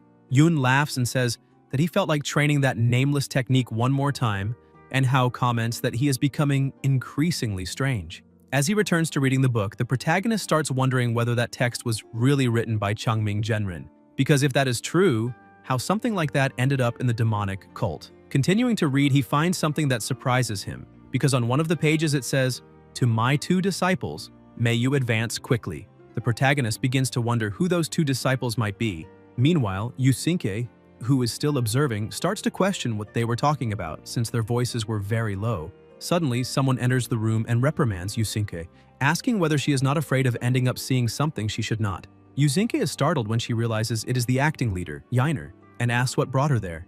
Yainer sits down and says that there is a traitor in the Pavilion of Pleasure and that, as the hall mistress, Yusinke failed to notice it. So the sect leader sent her to ask whether she still wishes to keep her position. Yusinke is shocked and asks how that is possible, while the acting leader steps closer and says that it would be best for her to investigate this herself with great care, also stating that the supreme leader has just emerged from closed cultivation and must be very busy, so Yusinke should not trouble her with this matter. Yusinke kneels, saying that she will investigate everything thoroughly to put both the sect leader and the acting leader at ease. Meanwhile, Tianshui investigates the place where the battle between Yun and Ding occurred. When he sees the crater, he thinks that hiding a corpse so carelessly is a disgrace to the demonic cult of the Nine Hells and orders the three to dig there. The three begin to focus, but Tianshui shouts at them, scolding them and asking if they have gone mad and why three people are channeling force at the same time, questioning whether they want to erase the corpse completely. He orders them to dig with shovels and hoes, otherwise he himself will deal with them. The three grab the tools and start working. A few hours later, exhausted, they say they have dug 5 meters and found no trace of the body, questioning whether it is possible they were mistaken. Tianshui replies that no, because he managed to sense Ding's fragrance, even if faint but unmistakable, and therefore he is certain she had been there. Yusinke begins to pour a liquid, and a disciple asks the mistress what she is doing. Yusinke explains that disciples of the Pavilion of Pleasure cultivate harmony, and that bodily fluids have unique properties that react with the water of 10,000 emotions that she herself refined, and that if Ding had really been there, it would cause a reaction. Suddenly, a strong reaction occurs and the mistress becomes somewhat disappointed. Meanwhile, inside her room, Wushan watches through a mirror thinking that the brat is training properly, but as soon as she finishes praising him, he stops. She realizes he is acting strangely. Suddenly, Yun runs into the room and she continues watching closely, wondering what kind of bad thing he was trying to do. The protagonist says he had an idea and starts wondering what would happen if he channeled the true chi of eternal light into the eternal light soul flame, because perhaps there would be some reaction. He begins to do so, leaving Wushan shocked. A strong glow starts to emanate from inside the container and the protagonist becomes happy, saying that it worked. Wushan cannot believe that it actually succeeded. She puts on her shoes and runs out, saying that she spent 1,000 years using the true scripture of the 9 souls, absorbing countless souls and spiritual powers, and even so, she was unable to make the eternal light soul flame form a soul. Yet the protagonist, training the true scripture of eternal light for only a few days, had already managed to condense a soul. However, she starts to feel pain once more. Yun watches while thinking that apparently those people outside, without the true chi of eternal light, could do nothing with the eternal light soul flame. Moreover, at that moment, there was no way to know how that artifact was truly used, since his ability said it was half truth and half lie, so at most 50% was reliable. Suddenly, the protagonist hears Wushan telling Yubo that her call did not give him permission to enter. He smiles, saying that she could feel free and at ease. As she transforms, she jumps on the protagonist, who asks how she managed to get in there. Jiayan says there is no time to explain and starts pulling at his clothes. The protagonist asks her to wait a bit, saying that he did not bring spare clothes, but it is already too late because Jiayan is about to begin cultivation. The two begin cultivating and she asks if the protagonist is still not used to it, telling him to relax a bit since the cultivation is very intense. Yun says he is already relaxed and that if he relaxed any more, he would pass out. He asks her not to stay silent because that makes him feel even worse.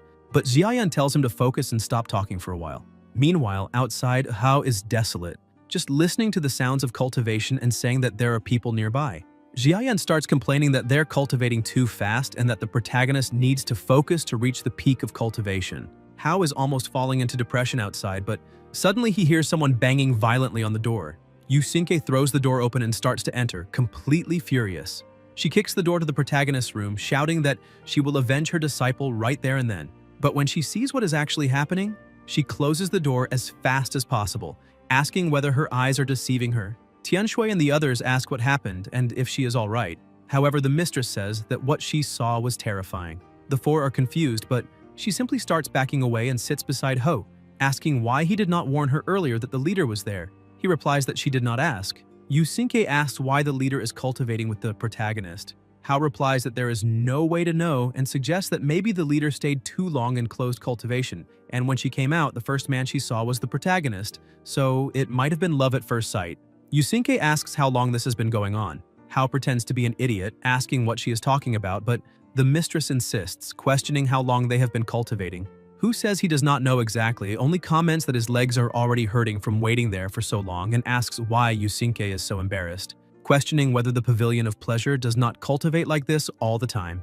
Suddenly the doors open and Jiayan begins to leave in the form of energy, swiftly crossing the entire place until she flies straight into the arms of her subordinate.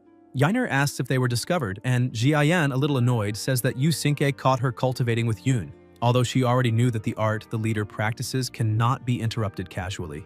Yainer asks if her mistress wants her to resolve the situation, but the leader replies that that woman is not stupid enough to spread it around, adding that what truly worries her is the protagonist. She orders her disciple to keep him under surveillance and make sure he does not leave the demonic cult, because she wants to go meet Xia Shuang.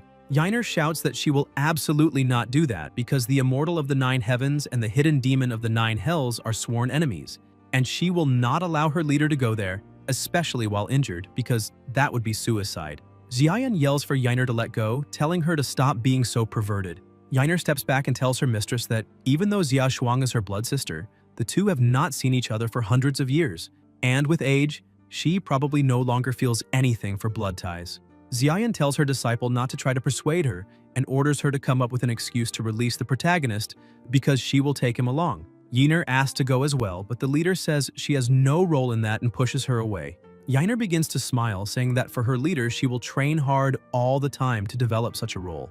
Meanwhile, the protagonist is still lying in confinement and starts thinking that it is very strange how that demoness entered the mirror platform without being detected, questioning whether it is possible that she is a high-level elder, although that level seems far too high and not something just anyone could access. Suddenly, he hears someone opening the door. His master, a bit embarrassed, asks him to come out because Yuzinki is there to ask some questions, but he is surprised to see that the disciple just cultivated like that and yet looks full of vitality, concluding that there are 2 possibilities. Either the supreme leader does not cultivate very well, or his disciple is using yin to nourish yang. Excited, the protagonist jumps up and stands, saying he is coming, thinking that they probably found something, and that is why they came after him. But he is not very worried, since those who accuse must prove it, and if they manage to present direct evidence, he will acknowledge their ability. Hao takes Yun to the conference hall, and as soon as Tianshui sees the protagonist, he starts to speak, saying there is no need to think that he and the leader. But Yusinke knows very well that if this spreads, it will be the end of their lives. So she quickly interrupts the disciple, saying that if a child is not educated, the fault lies with the father, and if teaching is not strict, it is the master's negligence. Hao almost suffers a mental breakdown while the protagonist continues without understanding what they are talking about. Yu Xinke reprimands Tianshui, saying that if he dares mention the sect leader again, she will cut off his masculinity on the spot. He realizes that this is no joke, and even without knowing exactly what is going on, stays silent. The mistress then tells the protagonist that she would like to ask him some questions. Yun notices that her expression changes faster than turning a page, and concludes that apparently she must have gone mad from a cultivation deviation. But he shows respect and says that she can ask whatever she wants. Yu Xinke states that they managed to find traces of Ding in the herb garden. Tianshui steps forward, completely furious, shouting for the protagonist to say where Ding is. The mistress watches, somewhat irritated, thinking that next time he will not be summoned, because all the teaching he received was thrown away, since in the face of any problem he loses his head. The protagonist asks what they are really saying, whether Ding is dead or missing, and questions what exactly the evidence they found has to do with him. Tianshui points his sword at the protagonist again, saying that it does not matter what happened to Ding, because it is clear that everything is related to Yun, since she got into trouble precisely because she was investigating him. In addition, there are traces in the herb garden and records showing that Yun passed through there in recent days, so how could he explain that? The protagonist continues to ask what exactly those traces have to do with him, and emphasizes that he is just a kitchen helper raised in the cult since childhood, saying that they can ask his master directly because it was his master who brought him back. He adds that those traces have nothing to do with him, because whether he passed through the herb garden or not is irrelevant since countless people enter and leave that place every day. So why was he specifically chosen as a suspect? And if he were a traitor, what would that imply for his own master? Hao states that he bought the protagonist when he was still a child and that since then he has trained under his supervision, and that although he was not under constant surveillance, calling him a traitor is absurd unless he is an absolute master of time management. Tianshui remains furious and begins shouting at his own mistress, saying that it could only have been the protagonist and that he is certain of it, because just by looking at that confident expression on his face, it is obvious that he came prepared for the interrogation, since a normal person would be trembling with fear, and that kind of reaction is not normal at all. Yun asks him to present real evidence before questioning him again. Hao suggests that Yu Xinke consult the deputy leader to see what she has to say. Yu Xinke starts wondering whether this was an order from the deputy leader and ends up agreeing, stating that it was nothing more than a routine interrogation and calling Tianshui to return to training. He tries to protest, but a single look from his mistress frightens him, making him lower his head and agree, although he thinks to himself that he is certain Yun was responsible for everything and that precisely because of that, he will not leave him alone. Sometime later in the sect leader's hall, Yusuke goes to consult the deputy leader. Yahello tells her that from now on she should change her name to Empty Head. Yusuke is confused and asks if she did something wrong. Yahello stands up and says that she personally witnessed the sect leader cultivating together with the protagonist and that, because of that, Yusuke should already know that the boy is more than worthy of trust, and yet she still refuses to release him, questioning whether she truly intends to challenge the will of the supreme leader. Yusuke feels guilty and starts to say that even knowing all this, her disciple still, but the deputy leader interrupts her, stating that that girl was a spy planted by Tai Su Xiao, infiltrated for many years, and even so the mistress never suspected anything. Yusuke is shocked and asks how that is possible. Yahello replies that both she and the supreme leader personally investigated and that the evidence is conclusive, so there is no need to question anything further on this matter, ordering Yusuke to return immediately and put the Pavilion of Pleasure in order, so as not to cause more worries for the supreme leader. Yusuke says she will do so immediately, but comments that the sect leader's cultivation technique requires her to remain pure. Yahello replies that since Yusuke already knows that, she should understand how to act from now on, reminding her that the women the sect leader likes are obedient ones, and that she must not forget that. Back at the mirror platform, the protagonist's master asks if he has resolved everything, and he replies that yes, but questions whether they will really be released so easily. Hao asks if he wants to stay there, and if he has become addicted to prison. The protagonist says no, but adds that he still has many doubts in his head, such as who that demoness was, who used him to cultivate, and why she can enter and leave the mirror platform as she pleases. His master replies that this is the demonic cult, so what kind of lunatics have they not already seen? But the protagonist begins to find his master a bit suspicious, because it is obvious that he knows much more than he lets on. At that moment, Wuxian appears saying that she has already packed her things and asks when they will depart. Hao answers that it will be right after lunch. The protagonist becomes excited and asks what they are going to buy this time, to the point that even the master will go personally. Hao smiles and says that it is something very big and important, but thinks to himself that he cannot say they are going to challenge the #1 righteous sect under the heavens. The protagonist asks who will pay the travel expenses, and his master shows a bag full of money, saying that it was provided by the deputy leader so they can spend freely. The protagonist gets excited, saying that from that day on he has decided to start loving the deputy leader. Wuxian hears the word love and immediately becomes irritated, shattering part of the door. The protagonist is startled by the noise, but she tries to cover it up. Hao notices what is happening and also plays along, saying it must have been some chicken making a fuss outside. The protagonist replies that it did not sound like a chicken, but decides to let it go. At the end of the day, they begin their departure. Wuxian asks where they will spend the night, saying that he cannot claim they will camp outdoors, because a disciple trained by Hao Yubo cannot develop bad habits. He points to a place and says that when they are on an official mission, they must sleep in the best place possible and eat the best food available. Wuxian starts smiling, feeling a bit more at ease. The two of them get excited, saying they need to spend money on the hotel. During the night, the protagonist closes the door, stating that he needs to eat until he is full, drink as much as he wants, and then sleep. Wuxian is already in her room, feeling strange, when suddenly her subordinate appears. Wuxian asks where she came from. Yahello says she has been following them the whole time to protect the sect leader's safety and sits down beside her, asking if her master is well. Wuxian feels uncomfortable, asks what she is talking about, and tells her to stop speaking with pauses in the middle. Yahello asks whether it is possible that she is pregnant. Wuxian denies it, saying it is just the poison entering its second phase, and questions this pregnancy talk, stating that if the protagonist wanted to get her pregnant, he would have to put in much more effort. Suddenly, they hear a noise, and Wuxian says it is Yun, and that it probably happened because she just felt nausea and weakness, which agitated the parasite she planted inside him. So she needs to go check. Yahello becomes worried and says that when the parasite attacks, the person completely loses reason and may try to do something to her. Wuxian orders her disciple to immediately rip that filth out of her head, then return to the cult and take command, spreading the news that the eternal light soul flame has been taken out of the 9 hells demonic cult. Yahello says she understands, bids farewell, and asks her master to be careful. Wuxian questions why she never uses the door to enter or leave. When she opens the door, she wonders what possessed her that day to bring an idiot like that back as a disciple. Hao also opens the door and tells the supreme leader that he hears his disciple screaming in pain, but she scolds him, saying it is none of his business, and orders him to go back to sleep. Without hesitation, Hao closes the door, says everything is fine, and wishes her good night. Wuxian knocks on Yun's door and asks what happened, asking to see him. She opens the door, but the protagonist shouts for her not to come in and to leave immediately. Startled, she closes the door. Yoon, trembling on the floor, says he cannot control himself. She asks what is happening, but he, embarrassed, asks her to leave, saying he is not well at that moment. Wushan continues to approach and he shouts for her to stay away, leaving her surprised that he does not back down.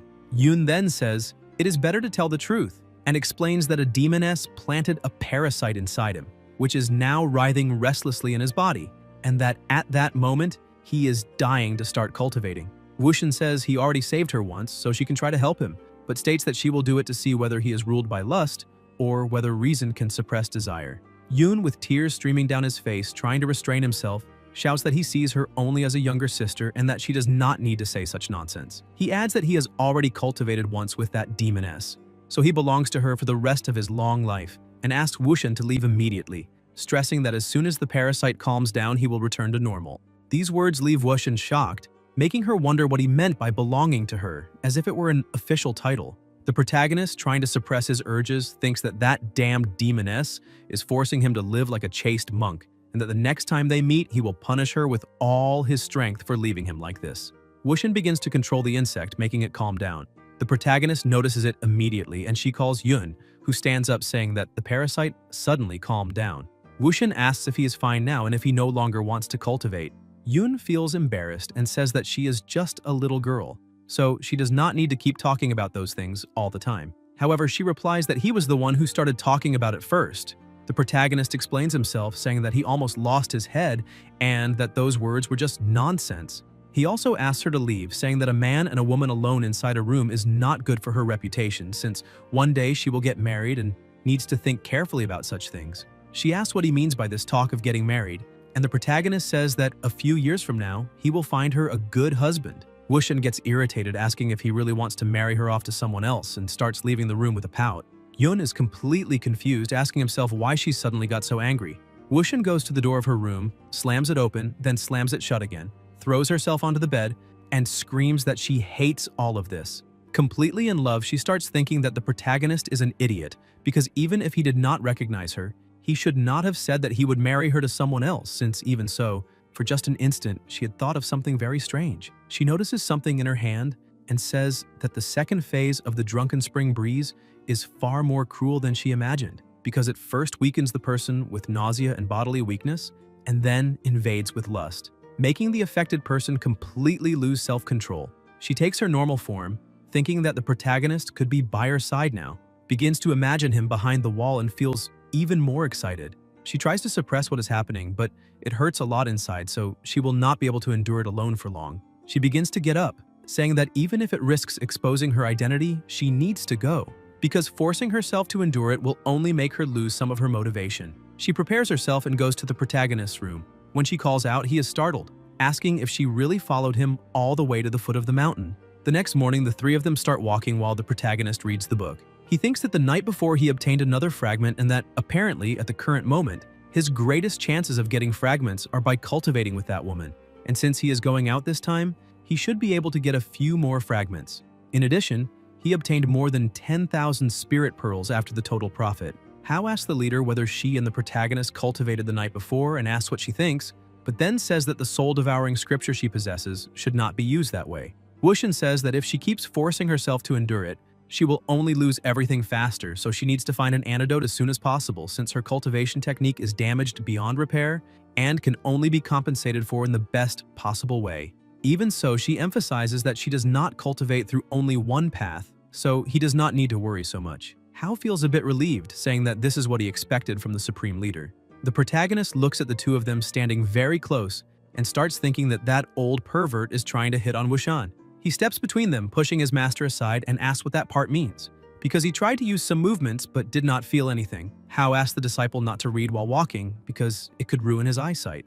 The protagonist says that he is studying as if he were starving and asks whether that should not make his master happy, because when he masters it and becomes famous, everyone will say it was thanks to his master's teachings. Wushan tells him to be careful not to become a martial arts fanatic because people like that are boring. Yoon wonders whether she is still angry, but he does not even know why she is angry. His master says that what he has was given to him by the deputy leader, so he is not ready to practice it yet, and tells him to switch the teachings to those of the red cloak.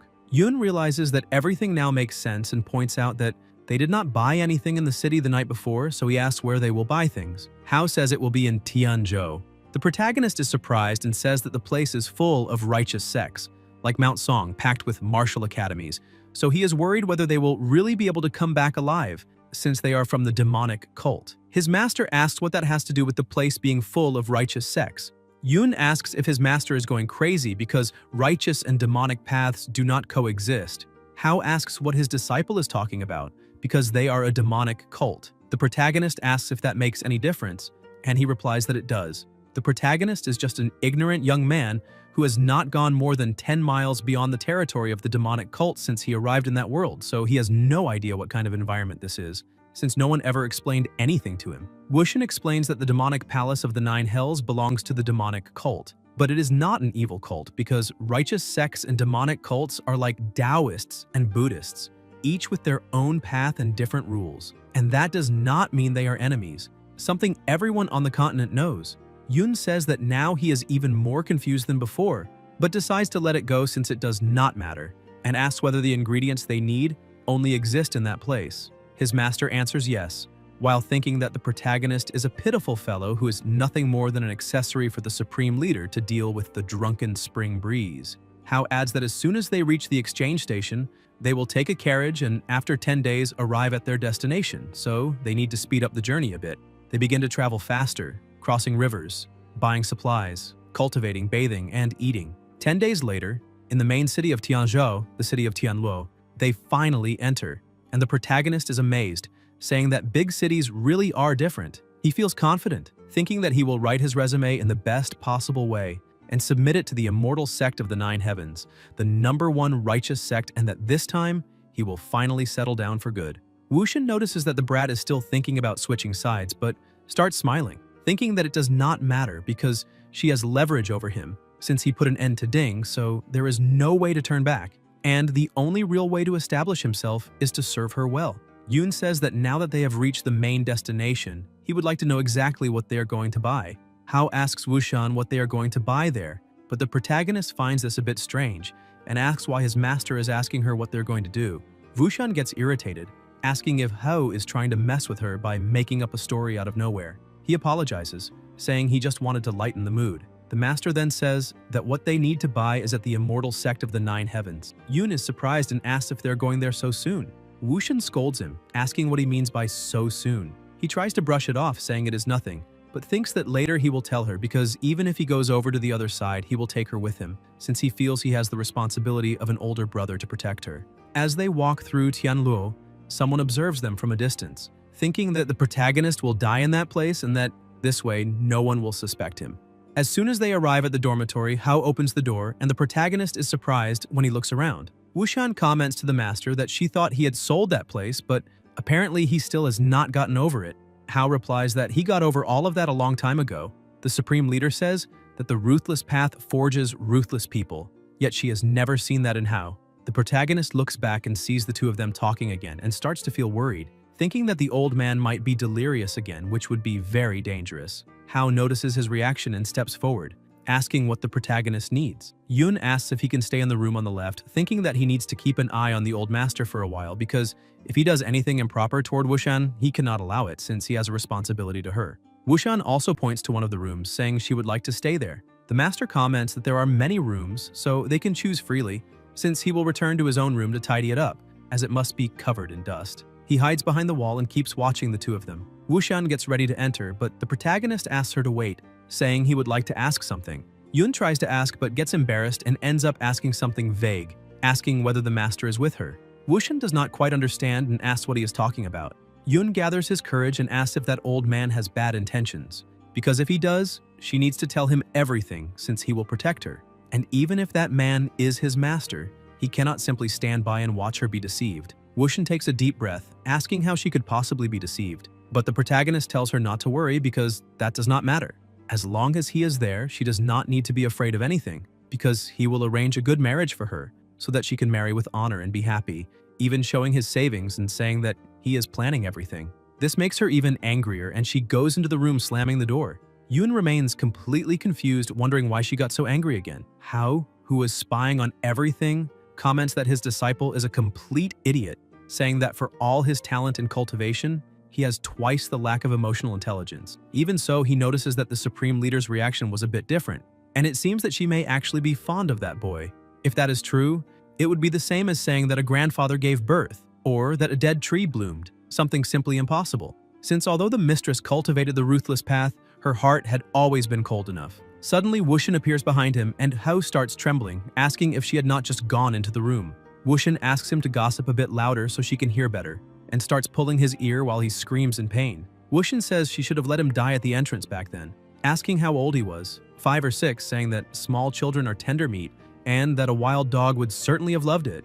She emphasizes that she brought him back, gave him food and drink, taught him martial arts, and now he is there talking badly about her behind her back. She starts dragging him while Hao tries to say that he has already learned his lesson. When they enter the room, she locks the door and begins the punishment, warning that if he makes noise while being beaten, he will be beaten twice as much, and that the punishment will start with the whip. Hao tells his mistress that he has been an adult for a long time. She replies that she had forgotten he had grown up, and if that is the case, then he can start dancing, because when she laughs, he may stop.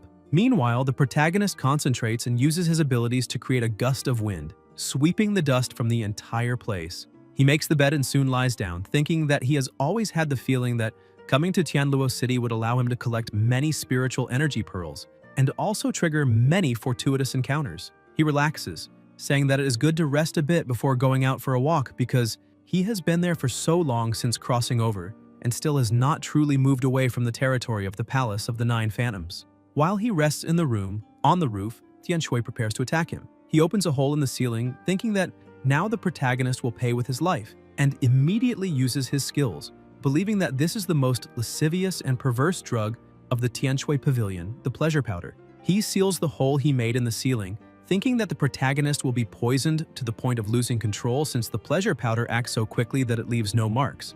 And if there is nowhere to vent that fire within the time it takes a stick of incense to burn, the body will explode and the person will die. He starts smiling, saying that he has finally avenged Ding. The protagonist, who had been lying down, begins to feel something strange in the air, and the insect inside him starts to stir. He gets up, asking what that pleasant smell is that he is sensing. Tianshui notices the movement and thinks that the effect must have already begun, but soon realizes that something is wrong, because that should not be Yun's reaction. He continues spying confused, trying to understand what the protagonist is doing. Yun starts to find everything very strange when he notices that countless spiritual energy pearls have appeared out of nowhere. Without wasting time, he immediately begins collecting them, and the system congratulates him, informing him that he has obtained another encounter fragment. Even so, Yun becomes thoughtful, wondering how an encounter was activated out of nowhere, since he had only been lying down. First, he felt the insect awaken, then came that pleasant aroma, and then the spiritual energy pearls started appearing from nowhere. He looks up suspiciously, but Tianshui manages to hide quickly and leaves the rooftop, afraid of being discovered. Yun remains alert, feeling that something is not right. Tianshui, on the other hand, grows irritated and confused, wondering how the protagonist had no reaction at all to the pleasure powder. Suddenly, he senses someone approaching, draws his sword, and asks who is there. A man easily blocks the attack, calling Tianshui brother and saying it is just him. Tianshui recognizes Baichen and remarks that he did not expect to find him in that city.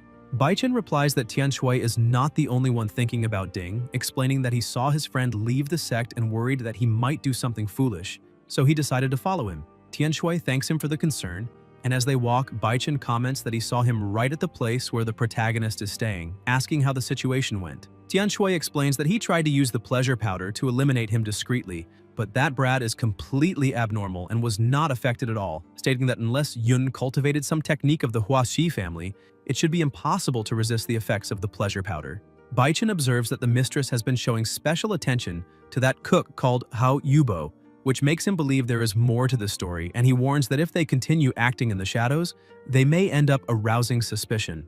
Tianshui asks if he has any plan, and Baichen replies that for now he does not, saying they need to continue observing because there is a saying that knowing the enemy as oneself guarantees victory, and that if they are to eliminate him, perhaps the best plan is to act openly.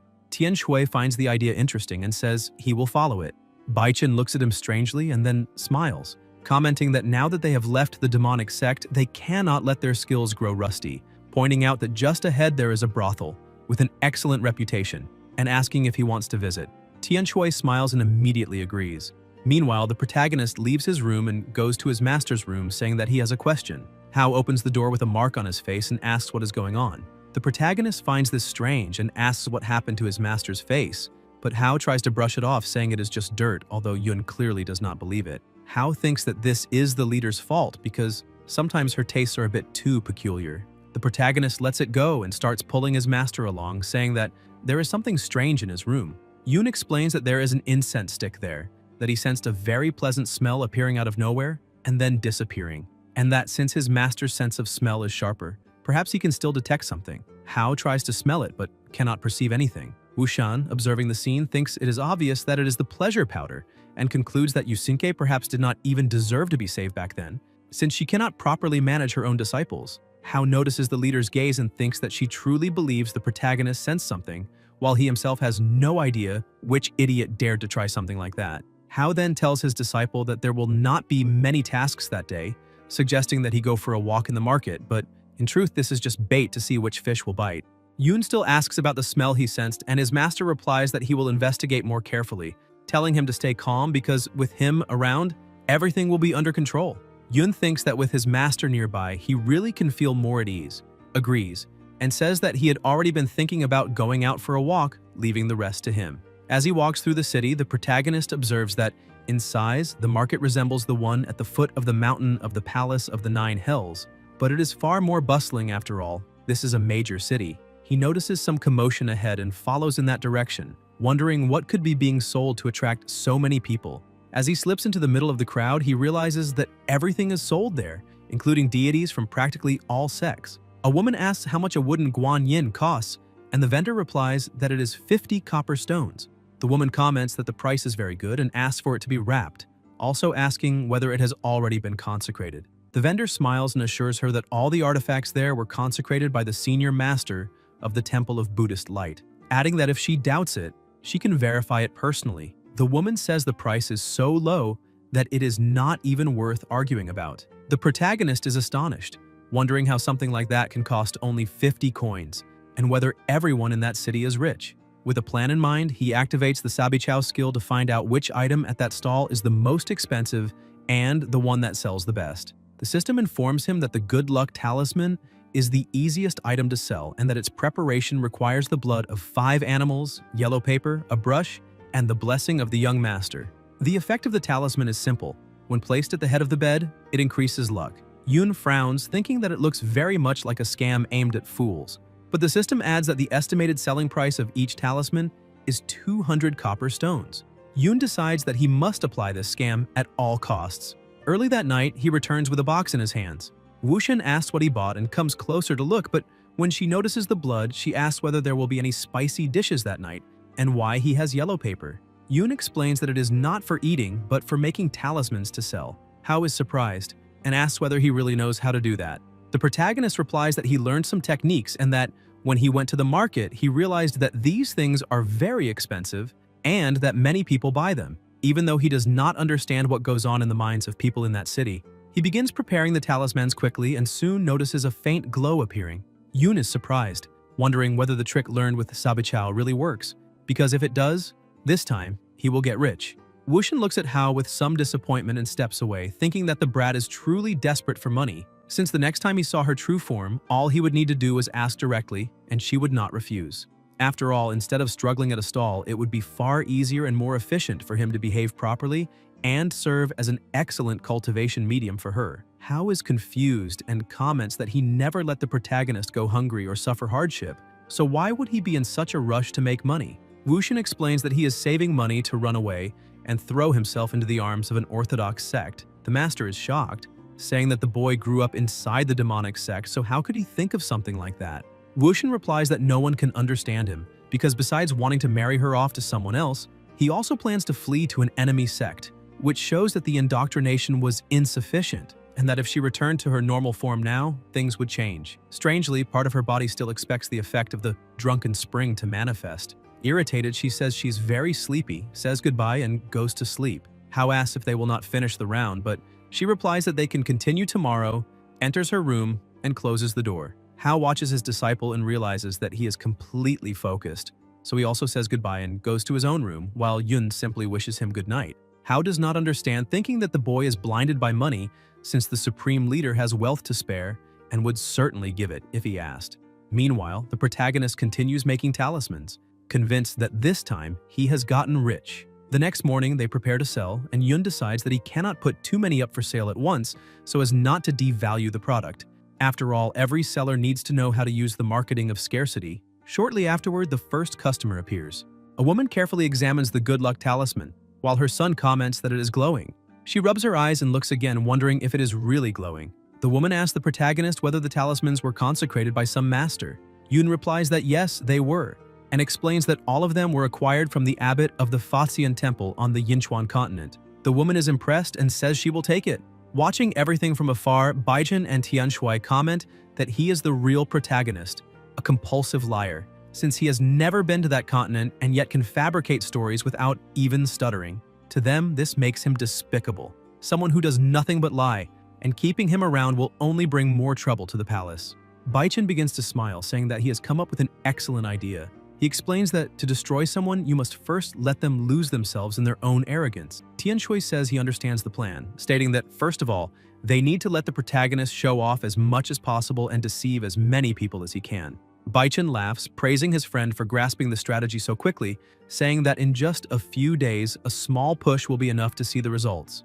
Tianshui agrees, stating that it is an extremely clever tactic, killing with another person's knife. The two of them keep laughing as they walk away. Some days later, the protagonist thinks that, in this short period, he has earned more than 10,000 copper coins in essence stones, far more than he gathered in 10 years at the demonic palace. He believes that if he can stay in that city, sooner or later he will achieve financial independence. While loading his belongings onto a cart, an elderly woman suddenly appears, shouting that he cannot leave. She grabs him tightly and keeps screaming. The protagonist is startled and asks what she is doing. The woman yells that this man almost destroyed her family and that, in truth, he is a demon disguised as a human. Yun tries to explain, saying that she might be mistaking him for someone else, since he does not even know her. The old woman screams that it was all because of that damned talisman he sold, claiming that the luck talisman was clearly a trap, cursed by some evil god. Shortly after, the first woman who had bought from him comes running over with tears in her eyes, clutching the cart and screaming that her son has died,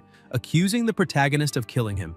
Yun is confused and asks what is going on, while people begin to gather rapidly around them. The woman drops to her knees, crying and screaming that because of the talisman, her son lost his appetite, stopped eating, and ended up starving to death, demanding that he return the child's life immediately. Yun tries to apologize, saying that he truly does not know what happened, because his talismans would never harm anyone. Meanwhile, Baichin and Tianshui watch everything while sitting down and eating calmly. Tianshui comments that public opinion is sharper than a blade, and that even with 1,000 words, the protagonist will not escape, saying that this is a true spectacle.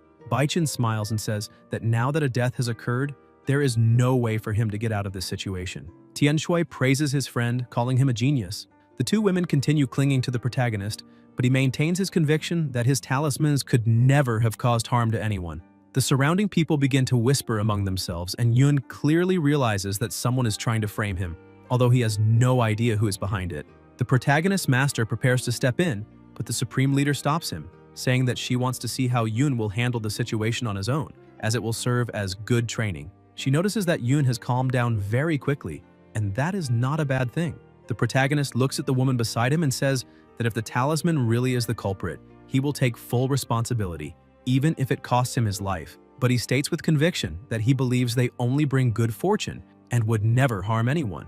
The woman keeps screaming that her son is dead and that pretty words mean nothing, accusing him of just trying to escape responsibility. Yun then raises his voice and says that if that is the case, they need to call the authorities to investigate everything thoroughly. He emphasizes that he deeply regrets what happened to her son, but he needs to ensure that he was not at fault. In his heart, he thinks that if someone is truly trying to strike at him by using the lives of others as tools, that person cannot be forgiven. He looks at the elderly woman and asks if he can go to her house to see the situation of her relative, suggesting that they call the guards to accompany him so everyone can feel at ease. Baichin stops smiling and begins to analyze the situation carefully.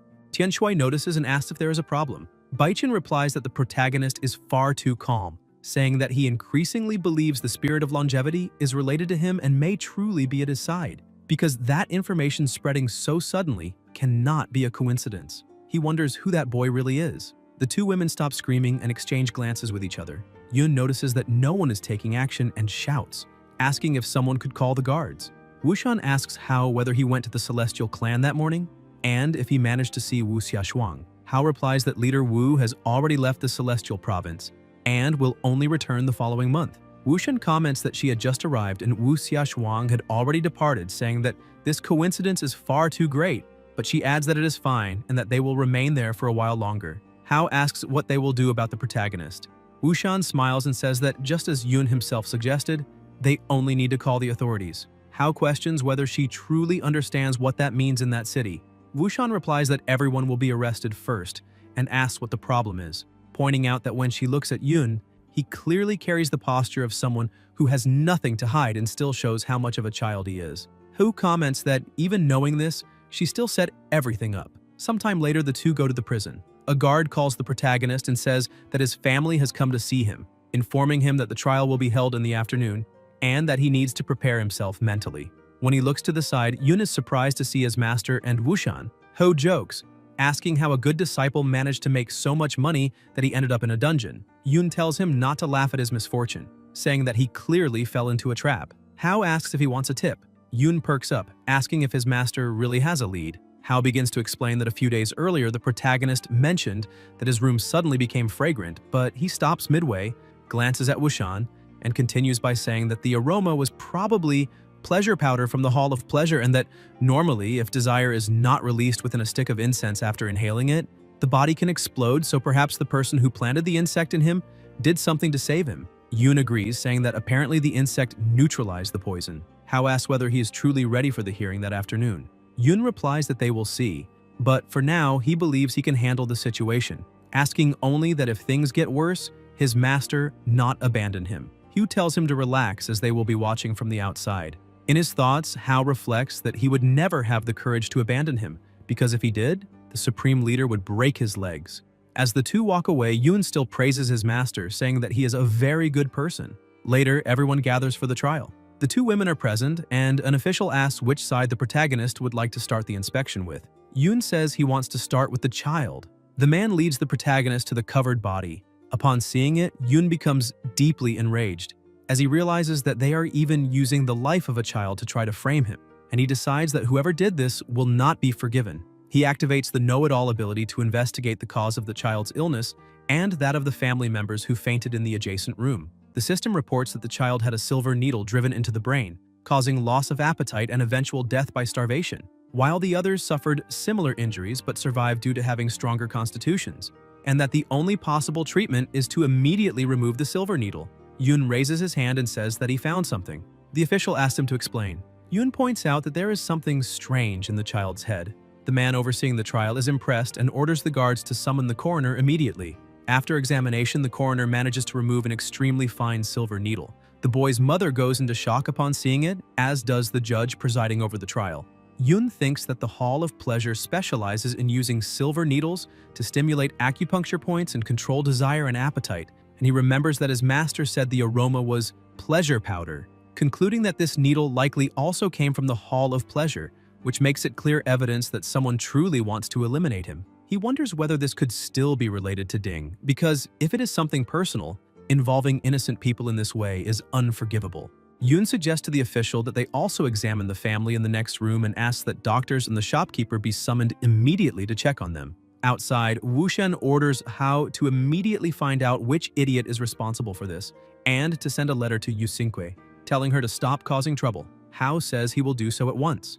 Wushan begins to feel something strange and thinks that it is starting again. Hao grows concerned and asks if it is the drunken spring breeze, but the supreme leader merely asks him to take care of the investigation, saying that she will recover. Hao becomes uneasy, imagining that she might want to do something inside the prison.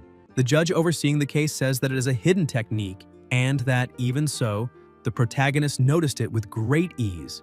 Yun points out that it is natural for the judge to still suspect him. However, he has some knowledge of medicine and botany, so he can identify that kind of thing more easily than most people. And if he still does not believe it, he can check the central market, since Yun has been selling goods there every day, always in full view of everyone. Because of that, he had no time to commit any crime.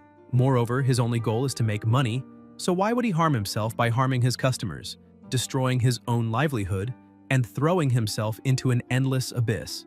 The judge thinks about it for a moment and, even finding everything very strange, tells the protagonist that, until the case is closed, he still needs to be kept in custody, asking whether the protagonist has any objection to that. Yoon agrees and leaves everything to the investigator's discretion. He's taken to his cell while thinking that, within the Hall of Pleasure, the person who hates him the most is Tian Shui, so perhaps he followed him to that city. He begins to feel a heat and a chill down his back, and when he looks to the side, he notices something emerging from a black stain. Xiaoyan's hand starts to come out, calling him. The protagonist cannot believe that this is happening. She emerges completely, asking why he is still not ready and whether she will really have to take the initiative. Startled, the protagonist asks if she really thinks she can come and go anywhere as she pleases. But Xiaoyan is already burning with heat, saying that he talks too much as she grabs him by the shirt. Yoon tries to control the situation, since that is not a place to do that kind of thing. Not to mention that he is still a prisoner, and if she keeps it up, it will only worsen the situation. The sect master tries to appeal to his feelings, saying that she's feeling very unwell because she was poisoned, and that if the poison is neutralized, she gives her word that she will not bother him anymore. Yoon is shocked, thinking that she truly is a demoness, and with that suffering tone of voice, it is hard to resist. Still a little afraid of being caught, the protagonist explains that this is not a good place for a complete treatment, so he will only use his hands to contain the effects of the poison, and as soon as he gets out of there, he will make it up to her with great pleasure. Reflecting on his own words, he thinks that he sounds as if he were buying something on credit at the market. Xiaoyan gets irritated by having to wait so long and tells him to talk less, asking whether he is going to do it or not, since she has been waiting for a long time and her whole body is aching. Yoon feels used, saying that men also have feelings. She treats him like a mere tool, but like a good tool, he begins the work by giving it his all. Xiaoyan closes her eyes and takes a deep breath while savoring every second of the treatment. Yoon says that his nickname is Joy in the Fingers and intensifies the treatment even more. Xiaoyan begins to feel the effects and shouts for him to wait a bit, but it is already too late. A force rising from within starts to heat her body, making her cry out and writhe. Yoon covers her mouth, telling her not to make noise like that because there are other prisoners and guards nearby. Xiaoyan can only wonder who could hold back when faced with a man who possesses such power in his fingers. She gets up and asks what his plan is. Yoon asks her to wait because he is still thinking. Like a good physician, he seeks the best result and asks the know-it-all to tell him which point on Xiaoyan's body is the most sensitive and the most effective for relieving the effects of the intoxicating spring breeze. His ability explains that the dimple in the lower back is the most effective point and that massaging it can temporarily relieve the effects. Yoon smiles, saying that he has no eyes in his hands, otherwise he would give her a serious massage. The sect master gets irritated and asks why he wants to give a massage because what she really needs is an effective technique against the intoxicating spring breeze. The protagonist tells her to shut up and keep the noise down. Xiaoyan obeys and merely watches, wondering what he is going to do now. Yoon puts her into position and prepares himself. Xiaoyan simply complies, but feels confused, since he had said he would use only his hands. Yoon starts touching her back, saying that she needs to be strong and endure everything without making any noise. The two of them take deep breaths, and he begins the movements to relieve the effects. His hands move over her body as if performing a divine healing, easing all the tension. Xiaoyan, struggling to maintain control to the utmost, cannot believe that he is really giving her a massage. A guard on patrol hears something strange, sounding like the voice of a woman. He follows the sound until he arrives in front of a cell. Xiaoyan is covering her mouth, but some sound still escapes as her body trembles completely. Yoon continues steadily with the treatment to relieve his partner. The guard looks inside the cell and asks what they think they are doing there and what kind of place they think that is. Xiaoyan is startled when she hears the guard. He shouts at both of them, saying that if they keep up that mess, he will deal with them himself. Yoon continues, and Xiaoyan shudders even more, almost rolling her eyes back. She wonders how Yoon expects her not to make any noise, since the tingling has taken over her entire body and she cannot endure it. Fortunately, the guard begins to hear noise coming from another cell and says that if he hears one more loud sound, the two of them will regret it, even inside the prison, because bets are being placed. Meanwhile, inside the protagonist's cell, he lies down beside Xiaoyan and, with a smile on his face, asks if she managed to get some relief. Barely able to breathe and with her face flushed red, Xiaoyan says that this is a question asked by someone who already knows the answer. Yoon sits down on the floor, pulls her forcefully into a hug from behind, and in an alluring voice asks when she is going to reveal her true identity, since she is neither from the Hall of Pleasure nor from the Valley of 10,000 Insects. Wrapped in his arms, she asks whether it really matters who she is. Yoon explains that, although it may not matter that much, Xiaoyan knows everything about him while he knows nothing about her. and that situation is not fair. Xiaoyan tries to play hard to get, even though she is standing before the protagonist as she came into the world, and points out that men never value women who are too easy. She gets dressed and asks if he wants to try guessing her identity. Yoon smiles because he coincidentally knows a technique that, when activated, reveals who she truly is. But he remembers that he cannot use it now, since the daily consultations are over. Xiaoyan asks why he did not use that technique before. Yoon winks at her while holding her hair and says that there are questions that lose their charm when one copies only the answer. Xiaoyan slaps his hand away, stands up, and bets that he cannot solve that question. She begins to envelop herself in magic and says goodbye, saying they will see each other next time. Feeling her sweet scent on his fingers, Yoon thinks that humans are truly complicated creatures.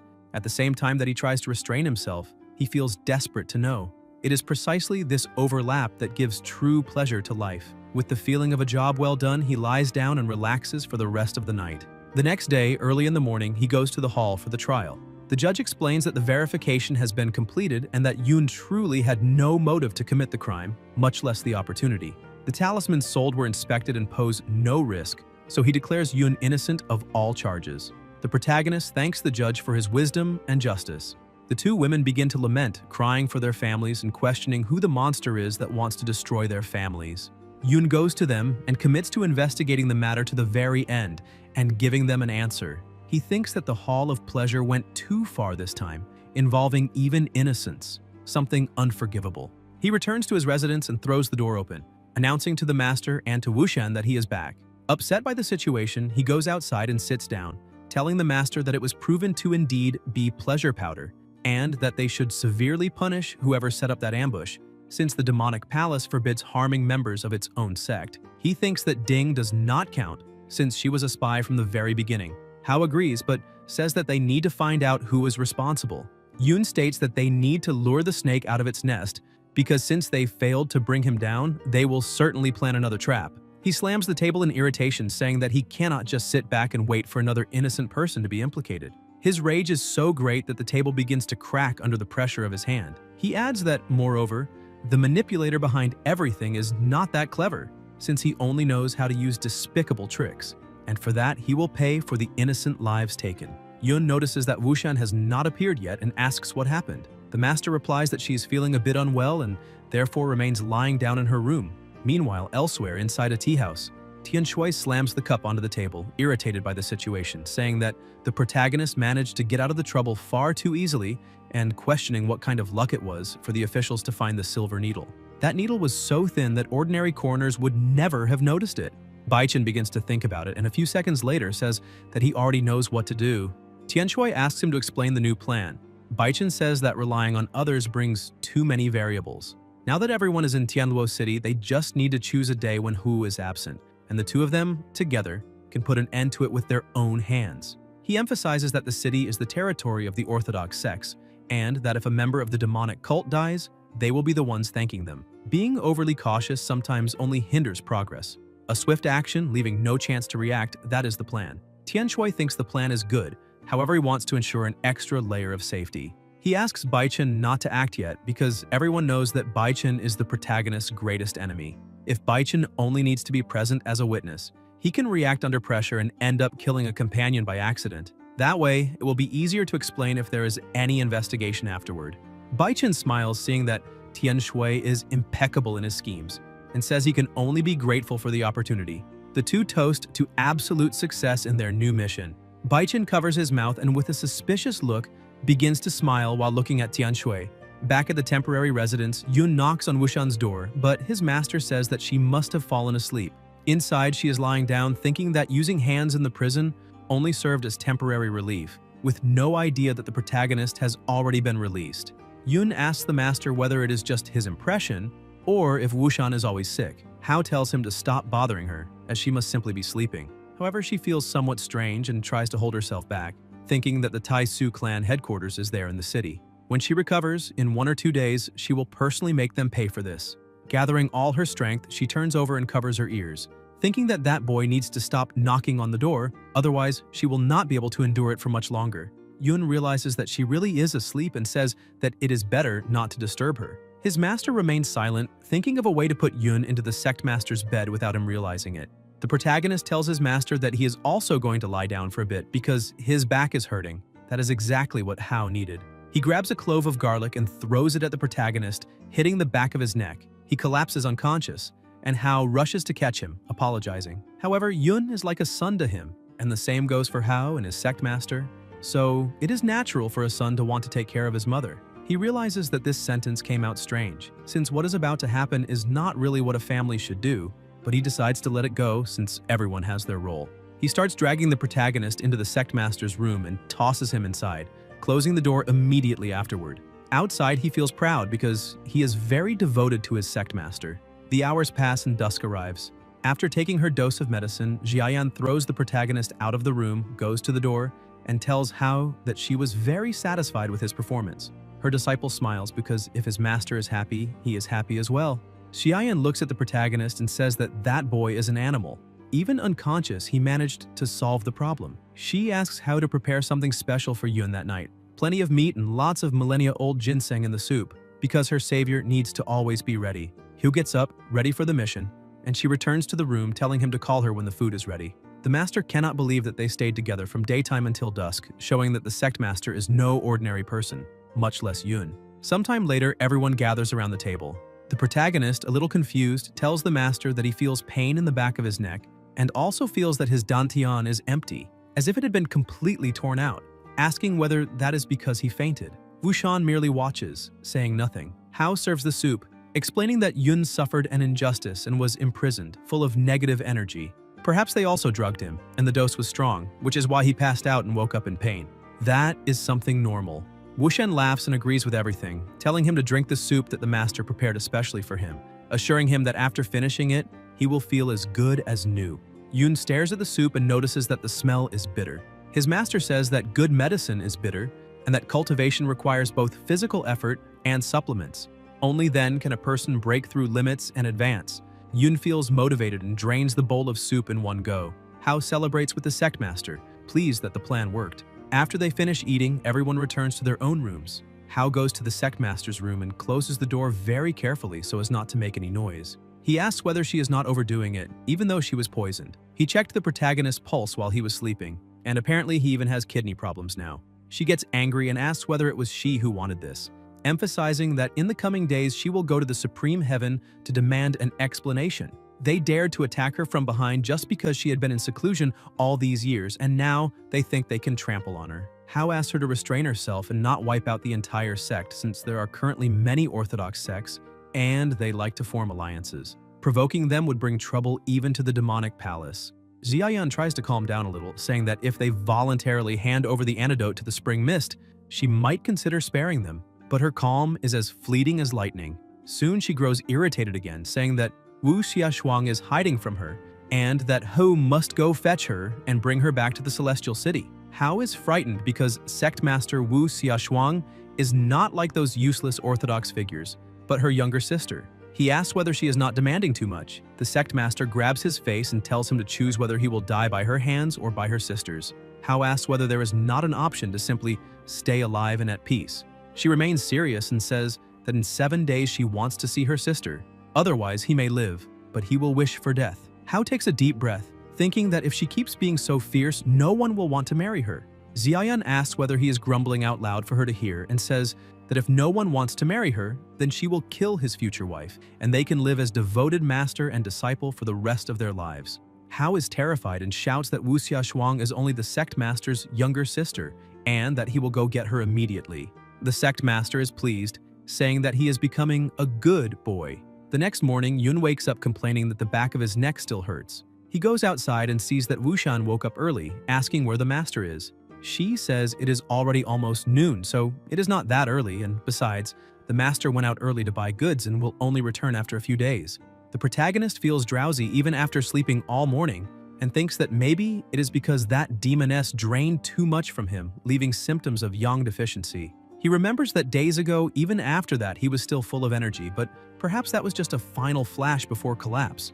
Even tired, he gathers his things to open the stall.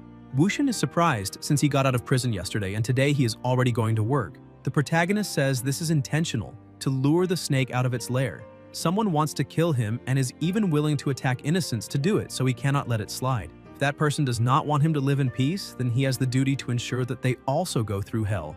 Wushan gets excited and says she wants to go with him, but Yoon immediately refuses, because if someone from the Hall of Pleasure shows up, things could get out of control and become dangerous. She clings to his arm, saying that together they can do more, and that she wants to protect him. Yoon smiles and asks whether she really wants to risk herself for him. Confidently, she says yes. Yoon strokes her, saying that she's a fragile girl and asking how she would protect him, but he allows her to come along as long as she stays behind him, no matter what happens. The two go to the city center and begin preparing the talismans. As the Supreme Master, she immediately notices that they are being watched. Tian Shui cannot believe how miserable the protagonist is, since he left prison the day before, and did not even think of resting, immediately going out to show himself on the streets. Baichen says that this is great for them, since Hao left the city early.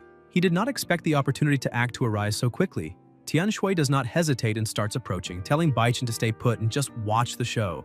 Baichen had been planning all of this from the very beginning and stays back, saying that the conflict between the two sides is about to begin now. Tian Shui drives his sword into the table, right on top of the talisman, saying that the kitchen helper of the demonic palace is here. The people around ask whether they heard that right, since this is Celestial Luo City, full of Orthodox members, questioning how a demon dares to come here. Yoon looks at him as he already knew it was Tian Shui. He asks what Yoon knows. The protagonist stands up, saying that he truly did not think he would show up so quickly, but apparently he could not bear to keep waiting. Tian Shui keeps playing dumb, saying he has no idea what Yoon is talking about, and starts to frame Yoon, telling everyone that he has a past. Not only did he kill a sister from the same sect, he also fled, and the talismans he sells are not for protection since he was arrested, telling everyone to stay alert so as not to be deceived. Yoon says that he is pursuing the truth about this so-called traitor so obsessively that perhaps he himself is one. Tian Shui defends his friend, saying that she had been in the Hall of Pleasure for more than 10 years, and that no one knows her character better than he does. Moreover, he is one of the disciples most valued by his master. So if he were truly a traitor, what would that make of the master herself? Yoon points out that he said exactly that and asks why, when he said it, it was dismissed as just an excuse. He states that he is there accompanying his master to settle some matters and has no time for childish provocations, saying that if Tian Shui is there to cause trouble over Ding, he can wait for her to return or take the matter to the elders. He thinks that it was definitely this guy who tried to frame him. Tian Shui keeps provoking him, saying that Yoon is a member of the demonic cult and that no one would dare buy anything from him. Yoon laughs, saying that they belong to the same sect. Tian Shui loses control and kicks the talismans away, shouting that he will not let him do business there. Yoon asks whether he really wants to start a fight. Tian Shui thinks that the tale of Yoon's disguise is starting to show and asks if he wants to kill yet another sect member. Yoon asks Wushan to be his witness that he is doing this because he has no other choice. She says he can count on her and thinks that Tian Shui is truly seeking death. Tian Shui grabs his sword, trying to turn the situation around, saying that Yoon attacked first, but the protagonist simply ignores him, stating that he has already said everything he wanted to say. Xiaoyan is also losing her patience, thinking that she needs to teach the Hall of Pleasure's master a proper lesson. She has plenty of things to deal with, and Yusinke, as a disciple, is nothing but trouble. Tian Shui charges forward with everything he has, thinking that he will avenge his sister right there and then, but Yoon easily restrains him, disarming him. Tian Shui starts to feel afraid and shouts that this is forbidden, but Yoon says that now everything is possible. He asks whether Yoon had really been hiding his power all this time. The protagonist gives Tian Shui two choices.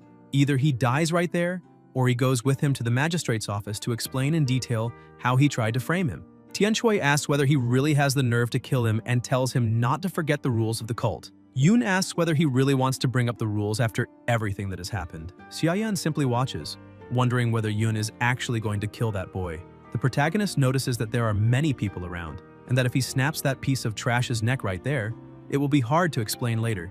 The guards begin to approach, asking what they think they are doing. Yoon releases Tian Shui, saying that this time he was lucky, but next time he might not be. The guards see that it is Yoon again. He tries to explain, saying that it was just a misunderstanding, that the guy overturned his stall and they ended up arguing. When he looks to the side, he realizes that Tian Shui has already fled. The officer comments that he heard Yoon is from the demonic cult. The protagonist smiles and asks which demonic sect he belongs to, since he is brave enough to set up a stall in a place full of Orthodox members. The guard says that everything is fine and tells him to clean up the mess so as not to disturb others. Wushan, with a smile on her face and eager to see blood, asks her beloved whether he is really going to let Tian Shui get away just like that. Yoon points out that that guy followed him, tried to poison him, killed innocent people, and tried to sabotage him in public, so he will definitely come back, and it will happen sooner than they imagine. And this time, they will truly fight. Moreover, even if Tian Shui turns the world upside down, he still will not be able to win that fight. Wu Shen becomes even more excited by all of this, saying that her master is truly incredible. A short distance away, Tian Shui is struggling to breathe, his throat burning with pain. Unable to believe everything he just witnessed, he begins to wonder whether Yun is really that powerful since he himself is at level 31 and was immobilized in mere milliseconds. He then questions what the protagonist's level must be and who his master really is, the Hao Yubo everyone talks about. Suddenly, someone approaches, and a startled Tian Shui asks who it is. When he sees that it is Baichen, he exhales in relief, saying that he has just made a mistake. But then he suddenly feels something strange and realizes he has been attacked. His body trembling, he asks why Baichen is doing this.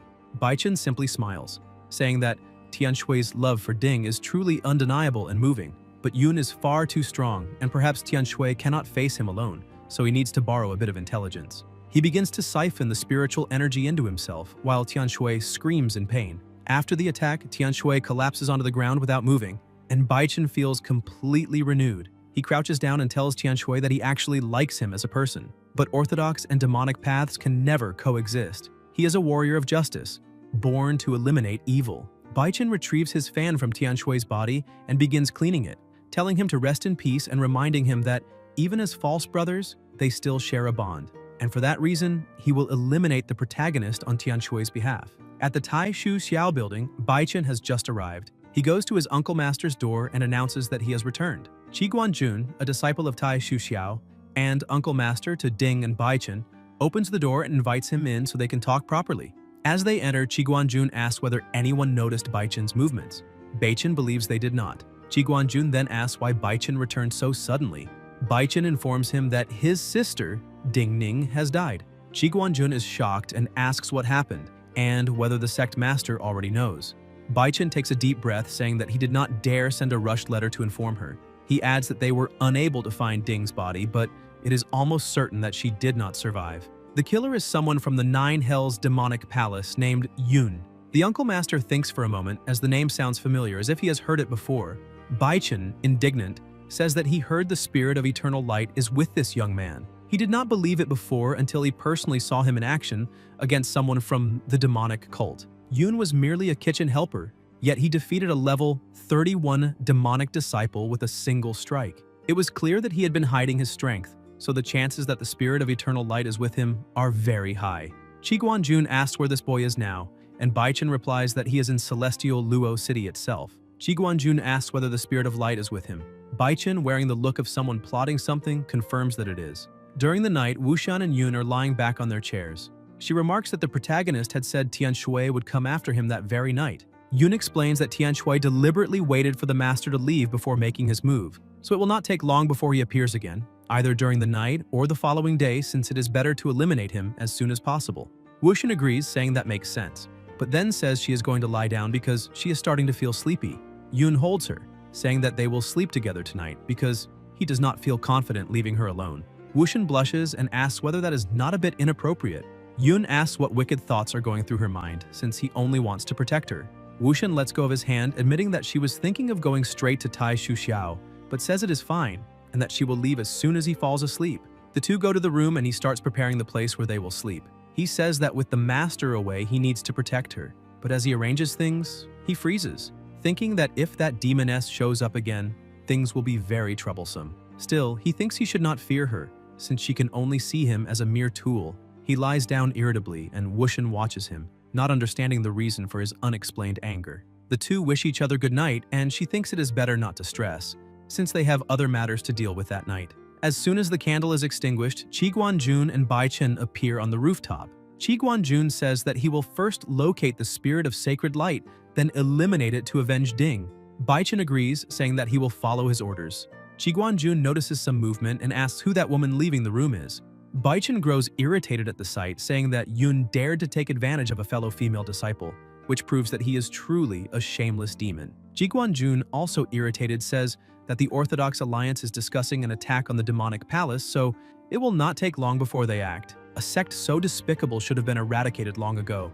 Wushan leaves the residence and Baichen finds this very strange, since he heard that the woman is merely a commoner Yun brought along with him. Chi Guanjun senses that something odd is happening and tells Baichen to go after her while he handles things here. Baichen immediately follows his uncle master's orders and goes after her. He starts following her, but halfway through stops, thinking that he should apologize to his uncle master. However, he has other important matters to deal with that night.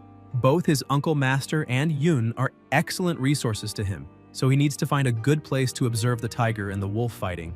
Ji Guanjun descends from the house and goes to the room, creating a hole in the door and beginning to release a gas inside. Yun starts breathing the gas, and soon after, Ji Guanjun opens the door and observes that there are no precautions in place, concluding that it will be easy to take his prey. Slowly, he approaches the protagonist, who's awake, thinking that he never imagined the parasite that demoness left in him could help with digestion and neutralize the hallucinogenic smoke. The footsteps he hears are lighter and more rhythmic than Baichen's, so he does not know who is coming. Chi Guanjun looks at Yun, thinking that the demonic sex disguises are getting good, since this boy is handsome and does not look like an assassin at all.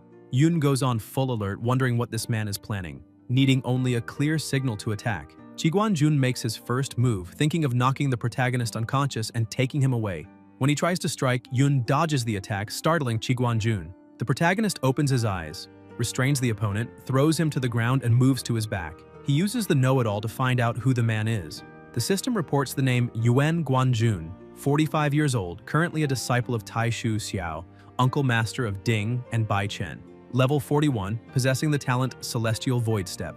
Objective: revenge and to seize the spirit of sacred light. The protagonist is irritated to see that this is Ding's native sect, and that apparently it is a fine orthodox sect always involved in schemes. Moreover, the man is here for revenge but is only level 41, and Yun wonders whether he should kill him immediately or not. Since he is in a foreign land, if someone tries to kill him, he can only fight back. So he decides to try talking first and asks how Chi Guanjun discovered that he is living there. Chi Guanjun is surprised and asks how the protagonist knows who he is. Yun shouts that he knows who he is and even his entire lineage up to the 18th generation, so he had better answer immediately. Chi Guanjun cannot understand how Yun is so strong since he could not even react. He says he will not change his name and introduces himself as Chi Guanjun, stating that he is there to avenge his disciple niece. Yun releases him, thanks him for being direct, and says he has nothing against him, so if he leaves now he can go on living.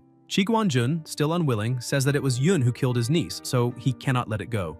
The protagonist asks who told him that, since she was the one who attacked first and he merely defended himself. He adds that moreover, it does not even matter whether he really killed her or not, since he is from the demonic palace and that girl was a traitor, so he did the sect a favor. If Chi Guanjun truly has courage, he should go seek revenge against the demonic palace, because coming after him is cowardly. Yun questions what kind of orthodox cultivator he is and what pathetic justice he is trying to enforce. Chi Guanjun grows angry and shouts, asking what Yun is talking about, once again insisting that Yun killed her. The protagonist starts to lose patience and asks where the evidence is, since Chi Guanjun speaks with such certainty. Chi Guanjun ignores everything, saying that he firmly believes whoever told him the story. Yun explains that Chi Guanjun is no longer young enough to believe every story he hears. The accuser is the one who must prove it, and if there is no proof, there is no crime. Yun asks whether Chi Guanjun would truly have peace of mind killing him without any proof at all, not to mention that he would not even be able to kill him in the first place. This makes Chi Guanjun even angrier, but Yun cuts him off, saying that the door is right there, and that he should leave immediately on his own, otherwise Yun cannot be held responsible for what happens next. Yun begins to think about the situation, since he used the know-it-all to investigate Tian Shui and saw that he was not a spy, so he does not know who told this man that he killed Ding. This can only mean that there is another spy, but he does not know exactly how many infiltrators still exist within the sect. Chi Guanjun says that the protagonist is underestimating him too much, but Yun explains that he truly does not want him to die for nothing. He thinks that he only killed Ding because he was forced to, and if he kills another orthodox cultivator now, his record will become far too ugly. Yun politely asks the man to surrender and leave, saying that he does not sense malice in him and that on another day they could face each other fairly. Chi Guanjun is confused, thinking that Yun carries a heroic air and speaks with such firmness that he does not even seem like someone from a demonic sect, and perhaps he could be an orthodox infiltrator within the demonic palace, meaning there must be some misunderstanding. He decides to listen to Yun and takes his leave, saying that he will investigate this matter more thoroughly before taking any action. As soon as he leaves, the system congratulates the host for obtaining another unexpected event fragment. Yun is surprised that the assassination attempt was actually worth something, but soon grows irritated, thinking that if he had known that beforehand, he would have let the old man land a blow on him, as it might have yielded yet another reward. He looks up at the sky, wondering whether Tianshui really will not show up. Outside, in a small restaurant, Baichin is eating and wondering what is happening inside until he sees Qiguanjun coming out. He is surprised and wonders whether he truly achieved what he wanted. He pays for the meal and starts walking, noticing that Qiguanjun left without a scratch, which makes him think that Yun might not be as strong as imagined. His feet begin to tremble and he realizes that something is wrong, as his instincts are screaming at him not to step into that courtyard. Sometime later, back at his home, Qiguanjun cannot believe what he is seeing and asks what happened there. Several of his disciples are lying on the ground, completely defeated. Sometime earlier, Jiayan arrived at the Tai Shu Xiao Palace, frightening everyone around her. She starts walking forward and some people shout that this is Tai Shu Xiao's territory, questioning who she thinks she is and saying that if she takes another step, they will show no mercy. But Jiayan continues advancing. Even frightened, they try to stop her, but simply by releasing her aura, she sends everyone flying back. The three elders appear, asking what is going on. Jiayan says that Tai Shu Xiao is a centuries-old orthodox sect, yet lately the actions they have been taking are far from honorable. The elders ask who she thinks she is to injure members of Tai Shu Xiao, but they sense that this pressure is no small matter and that it might be better to retreat. Jiayan steps closer and asks where their leader is because she wants to see her immediately. Kang realizes that things will not end well and says he will call her at once, but his companion stops him, saying there is no need to disturb the leader. Kang thinks that the visitor clearly did not come in peace and that this is going to be a lot of trouble. Jiayan watches them, realizing that they will only listen after taking a beating.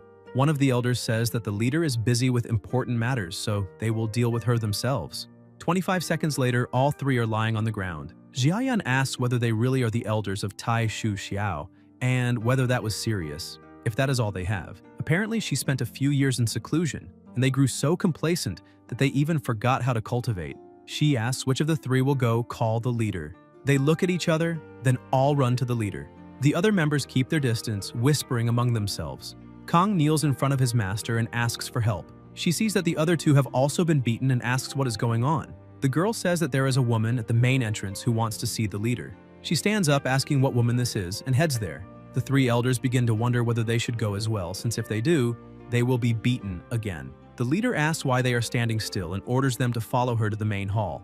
Upon arriving, Jiayan is seated in a chair and the leader asks who dares to disturb the peace of Tai Shu Xiao. Jiayan says that she wants to know their name and that she has not even spoken her own first, showing that they have no rules, and without rules there is no respect. The leader draws her sword, calling Jiayan a brat, asking how she dares to speak that way and implying that no one in her household taught her proper manners. Jiayan mentions the moonlight intoxication technique along with the spring mist and asks since when Tai Shu Xiao started using such despicable methods, remarking that clearly no one taught them how to be decent people. The leader is shocked that Jiayan knows about this. Jiayan stands up saying that she has been in seclusion all these years and that the outside world has turned into a mess. People now speak and act sluggishly. Nothing is like it was in the old days, and that is a great disappointment. Returning to the present, Qiguanjun has just arrived and sees all the members defeated at the entrance. He rushes to one of the disciples and asks what is going on. The disciple explains that a very powerful woman appeared and took the leader and all the elders to the rear courtyard. Qiguanjun begins to feel frightened, wondering whether even the leader was defeated. On the other side of Tai Shu Xiao, Jiayan is sitting there, somewhat disappointed, since she did not imagine they would all be so weak, one worse than the other. Still, at least they all had courage, and that she can admire a little. She asks them to hand over the antidote immediately because she wants to leave and go to sleep. Everyone is kneeling in front of her, saying that it is not that they do not want to hand it over, but that they never made an antidote. The leader explains that with the moonlight drunkenness spell combined with the spring mist, the first activation should have killed Jiayan, but no one imagined that it would not. None of them imagined that a demoness like her could survive such a deadly combination, so they did not bother making an antidote. Jiayan loses her patience since every time it is the same story and she's already tired of hearing it. Qiguanjun, who is hiding, thinks that even the leader is kneeling, which shows just how terrifying that woman is. Jiayan stands up and tells the leader that it is fine, then asks whether the infiltrated spies were her idea. The leader denies it, saying that it was a 100-year plan of the former sect leader. Jiayan asks who else is infiltrated besides Ding. The leader replies that they can kill her or torture her. She will not say a single word. Jiayan starts laughing, forms her magic, and forces it into the leader's mouth. She asks what she just swallowed. Ziyan says it is only a parasite and that she can relax because it is not lethal. She explains that it will make the leader feel the same thing she felt, an unbearable craving for comfort whenever it is activated.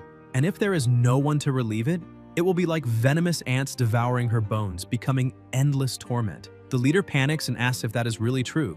Ziyan steps closer, explaining that what they did to her has no cure, but the parasite can be activated whenever she wants and deactivated at her will. The leader curses Ziyan, wishing her a horrible death, saying that the Orthodox Alliance will wipe out the entire demonic sect and, in the process, tear them apart and bury them in the mud. Ziyan keeps mocking her, asking if she can curse more viciously, and the delicate little voice only amuses her more. The leader thinks Ziyan is far too insane, that everything she says is like punching a pillow. Ziyan takes her leave since they do not have the antidote and she will not waste any more time that night. Before leaving, she explains that in half a stick of incense, the parasite in leader Tianxin will activate, and when she is writhing in pain on the ground, they should remember to think of an antidote. Tianxin becomes desperate and asks Ziking to lock the door so no one can enter. Ziking asks why, and the leader explains that when she is in crisis, no one can come near. As Xiaoyan walks away, she notices something in the bushes and comments that this sect is truly rotten and full of curious rats. Qiguanjun tries to hide, wondering whether that woman could even see his breathing. Sometime later, Wushan returns home. Yun is by the gate and shouts that someone came there trying to kill him, claiming to be Ding's uncle seeking revenge. Wushan asks if it was from Tai Shu Xiao, thinking that they truly do not know when to stop. Yun stands up and questions what she went out to do if she said she was going to sleep. Wushan plays it off, saying she could not sleep and decided to take a walk. Yun grabs her again, saying that they will sleep together. She asks if they really are going to sleep in the same room, and he confirms, explaining that with that old man possibly calling for reinforcements, they need to stay together. With a small smile, she comments that she has a slight feeling that that guy will not be able to call anyone. The protagonist asks what she said, but she changes the subject, saying it is nothing, and asks how they are going to sleep. Yun takes things out of the cabinet, saying that he will sleep on the floor and she will sleep on the bed, asking her to rest peacefully while he is there because no harm will come to her. Wushan complains that the floor is too hard for someone to sleep comfortably. He looks at her and she looks away, a little embarrassed. Yun stands up, realizing that she is right, and goes to get more blankets, leaving her completely frustrated for not getting what she wanted. Wushan was sitting on the bed thinking that the protagonist behaved differently with Jiayan, which made her wonder whether she was feeling jealous herself. Yun finishes arranging things and lies down, saying that he is going to sleep.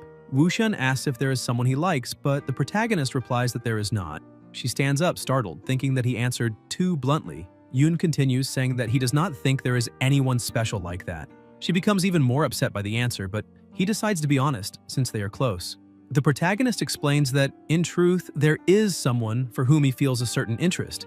However, they barely talk since their contact is mostly physical, and trying to understand feelings through touch alone is very confusing. Moreover, he has no idea what that person feels for him, because she simply appears, uses him as a tool, and disappears. Wushan asks whether he really feels only a certain interest. Yun emphasizes that this person shows up when she wants and vanishes right afterward. Every time she gets what she wants, she disappears before he can get to know her a little better. Wushan, trying to learn more, asks whether the protagonist has no interest in discovering who that woman is. He says that if he wanted to, he would have the means to find out everything, but he does not want to use that against her. When you are interested in someone, it is more interesting to discover things little by little. And when Wushan falls in love with someone, she will understand what he means. He throws himself onto the bed and wishes her a good night's sleep. Wushan starts to think that apparently he only sees her as a younger sister, and that she will only be able to seek him out when the effect of the spring mist strikes. That is a shame, because if she could go as herself, it would be better. Still, she decides it is best to leave it alone for now, since her focus is on obtaining the antidote. Meanwhile, elsewhere, Ziking is obeying what her master told her. She locks the door, shouting to all the members that the leader was poisoned by that demoness and will soon have an episode. Therefore, everyone must guard the door and not let even a mosquito enter. Inside, Tianxin is irritated by the situation, as the time is approaching. She begins to feel an uncontrollable urge to practice dual cultivation, and the desire starts to take over her body, making her cry out. Outside, Ziking hears the screams and says that the effect has begun. The leader throws herself onto the bed, trying to endure to the utmost. However, the effect is far too strong. She is the leader of Tai Shu Xiao, one of the 10 great Orthodox sects, so she cannot be defeated by demonic witchcraft. Desire overcomes destiny. With each passing second, the effect grows stronger and her body heats up. Tianxin places a hand between her legs to see if she is bleeding, since she felt something there, but when she looks at her fingers, she realizes it was not what she thought. The urge grows even stronger, making her lose some control. The people guarding the door feel embarrassed because their master's voice is far too loud. Tianxin bites her own hand since pain keeps her conscious, yet she does not understand why her body feels so empty inside with an urgent need to be filled. Since it is not being filled, pain begins to strike, acting exactly as Xiaoyan said, as if her bones were being corroded. The leader asks how much longer that sensation will last. The next day, Wushan wakes up with the feeling that she forgot something the night before. Suddenly, Qiguanjun and Ziking burst the door open, and Wushan releases her aura, demanding how they dare break into her home. The two shout, begging the demoness to immediately stop the parasite in the leader's body. The protagonist appears, hugging Wushan, and asks why they are barging in like that and frightening his younger sister. Wushan realizes that she accidentally let a bit of her presence slip, and perhaps Yun noticed. The protagonist recognizes that the old man is the same as before and asks whether that woman is the reinforcement he brought. He also becomes a bit irritated, questioning how Qiguanjun managed to bring someone even weaker than himself. He asks the know-it-all to investigate that woman. The system reports that her name is Ziking, an elder of Tai Shu Xiao, 30 years old, responsible for the sect's finances, possessor of the Fallen Flower fan talent, and at level 40. Qiguanjun says that the two of them killed disciples of the Tai Shu Xiao sect. The protagonist asked him to stop trying to justify that, since the person eliminated was a spy. Qiguanjun continues accusing them, saying that besides eliminating one of the members, they also schemed against the leader. Yun is confused, saying that he does not even know where their sect's headquarters is, but Qiguanjun keeps shouting that it was him. Tired of being accused unfairly, the protagonist says they can pretend it is all true and asks what the two of them are going to do, since he is honestly too lazy to explain everything. Wushan is trying her utmost to restrain herself, but if those two keep acting with such disrespect, then the entire Tai Su Xiao sect will be skipping lunch that day. The two of them begin to wonder what they should do, because that demoness who invaded is clearly threatening them. It seems she is hiding her true identity in front of that boy and using it to intimidate them. Wushan merely keeps staring at them, thinking that if the protagonist discovers who she really is because of those two, she will destroy Tai Shu Xiao in seconds. And if they do not believe it, they can try testing her. The two realize they have little they can do and simply retreat. The protagonist shouts for them to wait a moment. He tells his younger sister that everything is fine now, since those people will not dare come after him for the time being. She thinks those two only came to put on some kind of farce. Besides, with the protagonist's current level, there is no way he would not have sensed her energy field just moments ago. Yun asks her to go to the kitchen and get a winter melon for him because they are going to eat dumpling soup with melon. He sits down and starts thinking that even though she hit it quickly, the pressure Wushan released earlier was vastly superior to his own. Wushan is also a bit confused because the protagonist clearly noticed and said nothing, and she does not know whether she should keep up this charade. She tries to gather courage and stops midway, calling out to the protagonist, since having to hide every time she changes form is really annoying. Yun thinks she is finally going to open up to him, since the day they met was far too much of a coincidence. She starts trying to explain the situation, but Hao kicks the door open, shouting that he has arrived, having had great luck running into a caravan heading to that city. Wushan thinks that since he arrived, it is better to wait for another opportunity, because leaving the protagonist with doubts about her identity makes everything a bit more fun. Hao notices something strange is going on and asks Yun to help him carry the basket of goods to the kitchen and store everything properly. The protagonist stands up, curious and confused. He thinks she wanted to tell him something but was interrupted, and maybe he could use the know-it-all, but decides to leave that for later. He goes to the basket and carries it inside. Hao takes advantage of the moment and asks his master what happened between them. She explains that the protagonist has already realized she is not an ordinary girl. Hao asks whether she is telling the truth and how he figured it out. Wushan explains that Tai Shu Xiao is still stirring up trouble. Hao says he understands now and that apparently she went to demand an explanation from the Tai Shu Xiao sect. Wushan orders Hao to go to Tai Shu Xiao and bring the leader to her, but Hao asks how he is supposed to do that, since that woman is still the leader. Wushan says she poisoned the leader with a parasite and ended up forgetting to deactivate it last night. Since then, she has been in heat until now, so bringing her will be easy. And as soon as they arrive, he must lock her in the secret chamber beneath the room. Hao is impressed by how his master knows how to punish someone, but Wushan did not want to do this. She thinks there is nothing she can do, since she is getting old and forgetting things is normal. Wushan remembers Hao's mission and asks whether he managed to find Wu Xiaoshuang. He says yes, and that he explained everything. Xiaoshuang said she understood and will return to the sect in 3 days so they can meet. Wushan says she understands and thanks him for the good work. Sometime later, already inside the prison beneath the room, Hao brings food to Tianxin. but she screams that not even as a ghost will she forgive these demons. Hao tells her she should sit properly in the leader's chair. Besides, she has plenty of energy, so she should follow some advice, which is to conserve some strength and live a little longer, because there might still be a way out. He asks her to eat a bit, since Jiayan will arrive soon, but she screams for him not to come any closer. Hao apologizes, saying he lacks some tact since she is still in heat.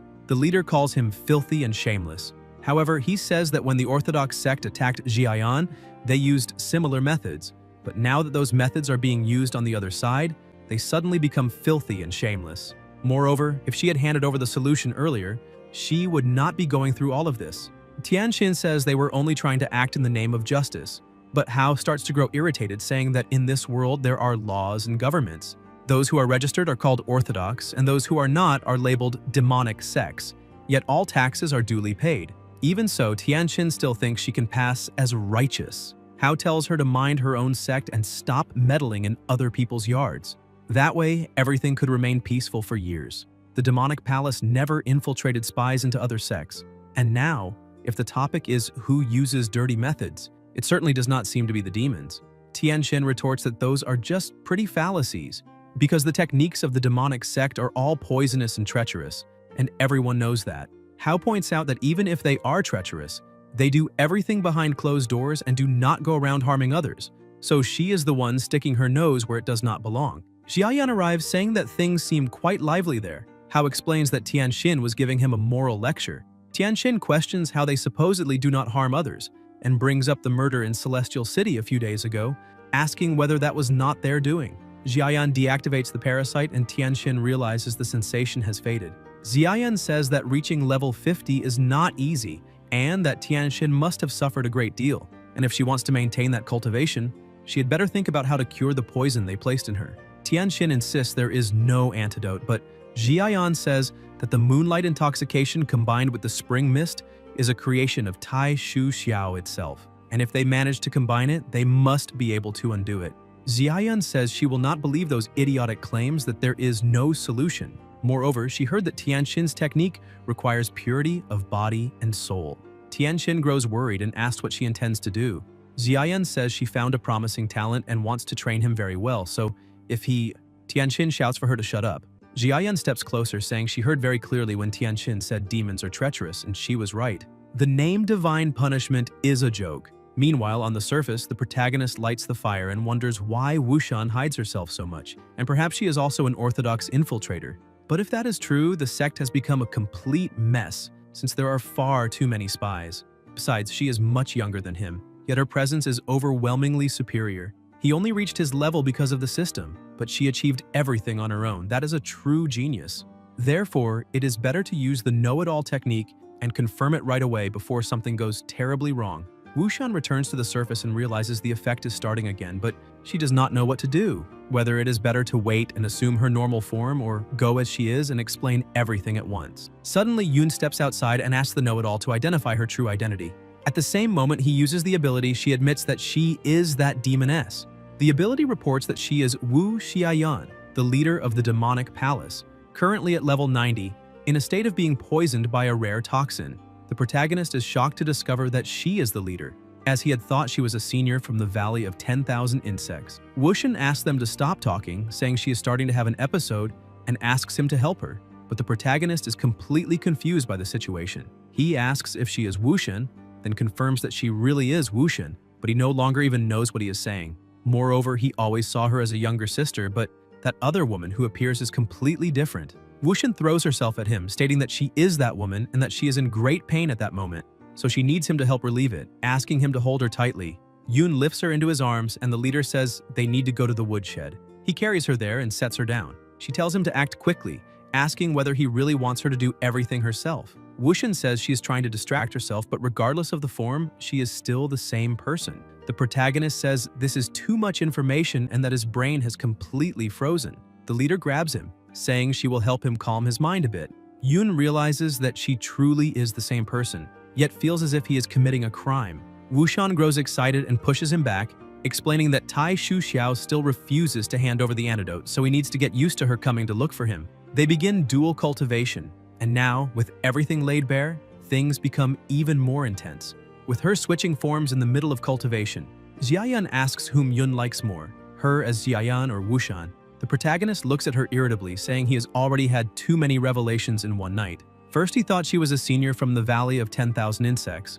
Then she became the leader of the demonic palace, and suddenly she turned into Wushan. He then begs her not to ask any more questions because he needs time to process all of this information first. Jiayan tells him to get used to both sides of her, because this will happen more and more often. However, the protagonist feels a bit embarrassed since he had told Wushan that he wanted to take her to an orthodox sect because the demonic cult is very boring, and now the real one heard everything. Jiayan notices that the protagonist is completely distracted even while she is talking to him, but Yun says that fighting to the death for his leader is the minimum he should do. Suddenly, he notices a flying chest. Jiayan asks why he suddenly got so excited. Eager to see what is inside the chest, the protagonist pushes her out, saying that it does not matter who she really is. From now on, he will serve her with his entire body until she is satisfied, but he needs to catch his breath for a moment. As soon as he throws her out, he slams the door in her face. Inside, he begins collecting all the rewards. The system opens items for him from a single collection of 5,000 spiritual energy points, plus one unexpected event fragment for a sincere dialogue with the leader. Because of this, he gained another unexpected event fragment, bringing the total to 5 unexpected event fragments.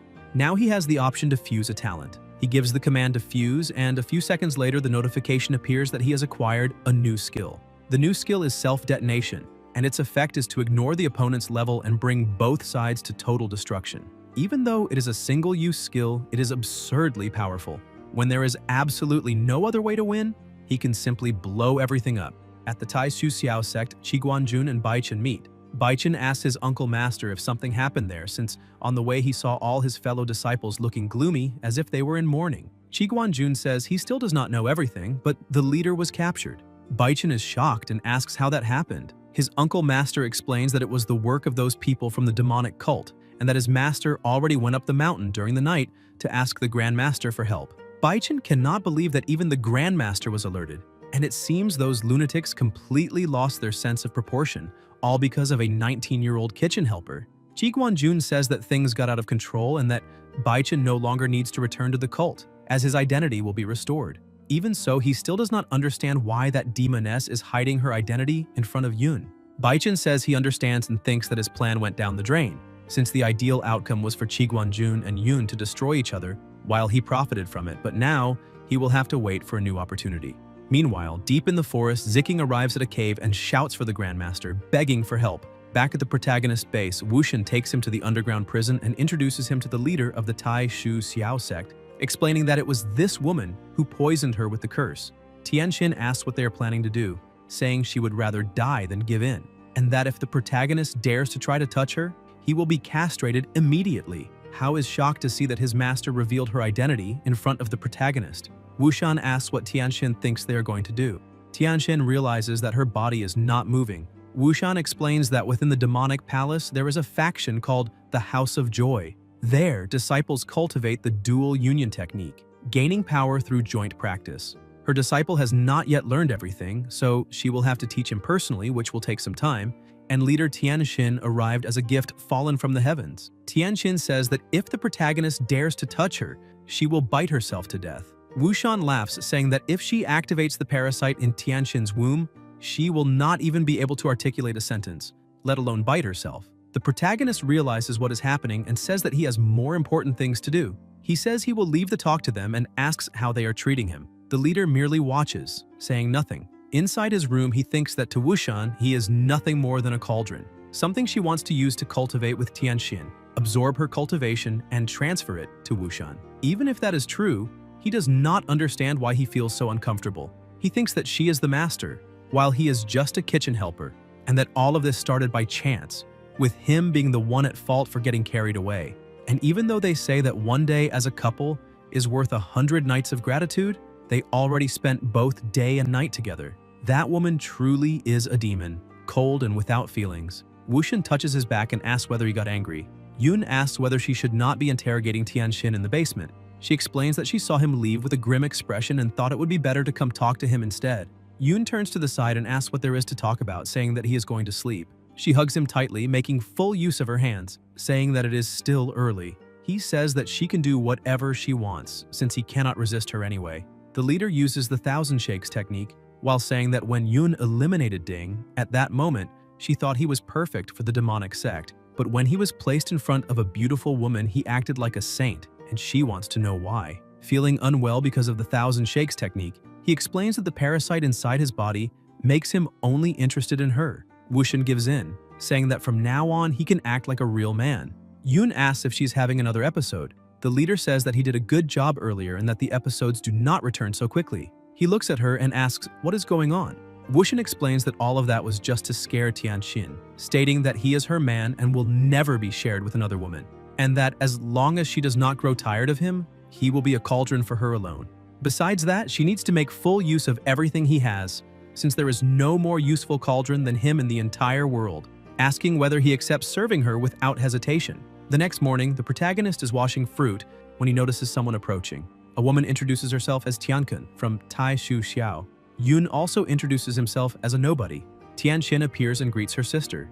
Tiankan says that she is there to take her sister back. The protagonist says that this does not depend on him and asks for the person in charge of that place to appear. Wushin shows up saying that it is a great honor for such a small courtyard to receive a grandmaster in person. She thinks that Tiankan looks to be around 30 years old but has already passed 50, and that prolonging life through cultivation in the current era is truly a rare talent. Tiankan explains that her master had already made a prediction that her sister would face a tribulation in that year and that month, and that since they already humiliated her, the prophecy was fulfilled, and if they do not hand her over immediately, she will take her by force.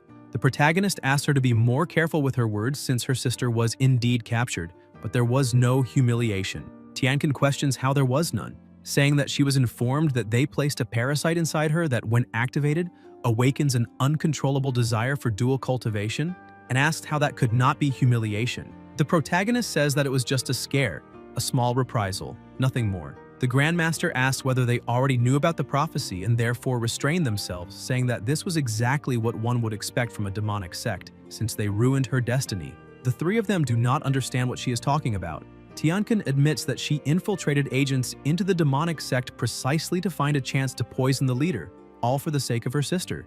Because if she did not pass through this tribulation, she would never be able to advance in cultivation. Then asks why the demons did not humiliate her. The protagonist thinks all of this is horrifying. Tianxin is also confused by what her sister is saying. Wushan releases Tianxin, who runs to her sister, asking if she has gone mad to say so many absurd things. Tiankan explains that everything she and the master planned was for her sister's own good, and that if it were not for those treacherous demons, she would have already surpassed level 60, that this was her only chance, which is why she spent years planning everything. Tianxin asks whether her elder sister's idea was not to destroy the demonic sect. Tiankan explains that eradicating evil takes a long time, and her younger sister asks whether that was not exactly why she needed to be humiliated. Wushin asks whether the one who poisoned her was really Tiankan, thinking that she became a collateral target since she stayed in seclusion for so many years and the world changed, and she no longer knows what is going on. Tiankan admits that it was her. Wushin says that this is great and that it no longer matters what she planned, she just needs to hand over the antidote. Tiankan prepares for battle, stating that this is impossible since she achieved what she wanted, so why would she give up now? The demon leader says that she gave her a chance and she did not take it, so how can proceed? She sits down thinking that her head hurts from seeing so many idiots at the same time. Tiankan declares that whoever interfered with her sister's cultivation will be punished right there and then. The protagonist only thinks that this woman has gone insane. She launches her attack using the Tai Su sword, but Hao dodges and defends against every strike, beginning to advance toward her. However, Tiankan continues attacking without restraint. During their fight, a pearl falls to the ground. The protagonist is surprised because while the big shots are fighting, the newcomer is the one reaping the rewards, and that is very good. Tiankan cannot land a single hit and asks her sister why she is not helping since she is free. Tianxin says that fate has been revealed and the predestined tribulation has already passed, and with that, the faith she once had has been exhausted. The current leader questions whether her sister is still hoping for her humiliation, and whether this is truly what the orthodox path represents. Wushin starts laughing, saying that in the end, there is no difference between the orthodox sects and the demonic sect. Tiankan tries to persuade her sister to fight at her side, saying that they are sisters, and therefore can eliminate those three demons together. Hao approaches her and lowers her sword with his hand, asking whether she can really fight while so distracted, which shows that she is an excellent candidate, and asks whether she wants to join the demonic palace, because if she does, they will help her reach the peak very quickly. Tiankin tries to retreat, but Hao reaches her like a cat playing with a mouse, saying that her sister is also there so they can keep the family together. Tiankin cannot believe the speed that man possesses. Wushan asks Hao to stop teasing the girl and finish it already. He apologizes and says he is already tired of this game, defeating her in seconds. After being restrained, Tiankin says they are acting with extreme audacity within the Celestial City, and that sooner or later the Orthodox Alliance will attack them. Wushan says they can attack since the Orthodox side always needs to stir up some conflict to keep calling itself righteous. Besides that, satisfying her sister's taste is a way of rewarding her as an elder sister. Tiankin does not understand anything she is saying and says that if she wants to eliminate her or punish her, she can do as she pleases. But Wushan says that both sisters have great talent and it would be a waste to eliminate them there. On their side, they have a faction called the Hall of Pleasure, and she can send the two of them there to undergo advanced training. Since she has high expectations for both of them, she suggests a shortcut saying they could enter as first and second senior sisters. In addition, she asks whether the combination of spring mist and moonlight drunkenness was taught by Wu Xiaoshuang of the Nine Heavens Immortal sect. Tiankin becomes furious and asks how she dares to directly speak the name of Fairy Batian Shuang. Wushan says that Fairy is her sister, so how else should she address her? Both women are stunned by this information. Wushan says that her true name is Wu Xiayan, and her sister's is Wu Xiaoshuang, and wonders how it can be so difficult to connect the names. The protagonist is also shocked and thinks that after this, he will never pass the test to enter the Orthodox sect. Besides that, technically, he could consider himself half a brother-in-law to Xiaoshuang. Leader Wushan tells the two of them to answer immediately whether it was Xiaoshuang who ordered this, but Tiankin refuses to speak. Wushan loses patience and tells Hao to call Yusinke to come take the two of them away, and in addition, he needs to arrange two very sturdy disciples to properly handle their training. Sometime later outside, Wushan is sitting alone thinking about her sister. The protagonist sits beside her, thinking that knowing it was her own sister who orchestrated everything must be causing immense pain. Order and chaos, sisters on opposite sides, so there must be far more behind all of this, and he starts wondering whether he should try to comfort her. Before he can speak, his leader asks about the spirit of eternal light. Yoon is surprised and says that it sprouted, but not exactly like a normal sprout. Wushan asks what the protagonist did with it since she felt that the energy changed. Yoon explains that he used the true scripture of eternal light that Yener taught him. His internal chi was replaced by the chi of eternal light, so he nourished the spirit with it. He asks her to wait a moment and brings out the spirit of sacred light for her. She tries to interact with it, but even though she is already infused with the chi of eternal light, there is no reaction. Yoon asks if he can try again, and the moment he touches it, the energy begins to flow better and changes color, becoming more intense. Wushan asks why this happens, but the protagonist also does not know the answer. The two of them stare at it, trying to find a solution, but nothing works. Wushan tells him to store the spirit of eternal light carefully and feed it daily with the chi of eternal light. The day after tomorrow, she will go see her sister Xiaoshuang. The protagonist feels a bit worried and asks whether she is really sure she can win, even while poisoned. Wushan says that if she loses, then the protagonist will have his chance to get rid of her, and perhaps even join the Orthodox sect since that would please him. Yoon feels a little embarrassed and says that she had said she wanted him to be her servant. Wushan finds that cute and asks if he is already missing her. He tells her to hurry up and remove that parasite from his body, otherwise even if he leaves he will end up like a eunuch. Wushan says he is dreaming too big since he is such an efficient toy, and she will only let him go when he is old and broken. She says she is a little tired and asks him to help her sleep for a while. Outside, Ziking is waiting for the Grandmaster, since she has been inside for an hour already, and besides those earlier sounds, nothing else has happened. So she wonders if she should go in. But if even the Grandmaster is in danger, there would be no point in her going, and if Tiankin has already resolved everything, then it also makes no sense to enter, so there is no need for her to go in. The next day, they're gathered around the table and she explains that in the end, the Grandmaster was also captured, leaving everyone even more worried. Ji Guanjun says that this is a direct provocation by the demonic sect against the Orthodox path, and that they need to report it to the Orthodox Alliance, because if they do not attack now, they will only further fuel the demon's arrogance.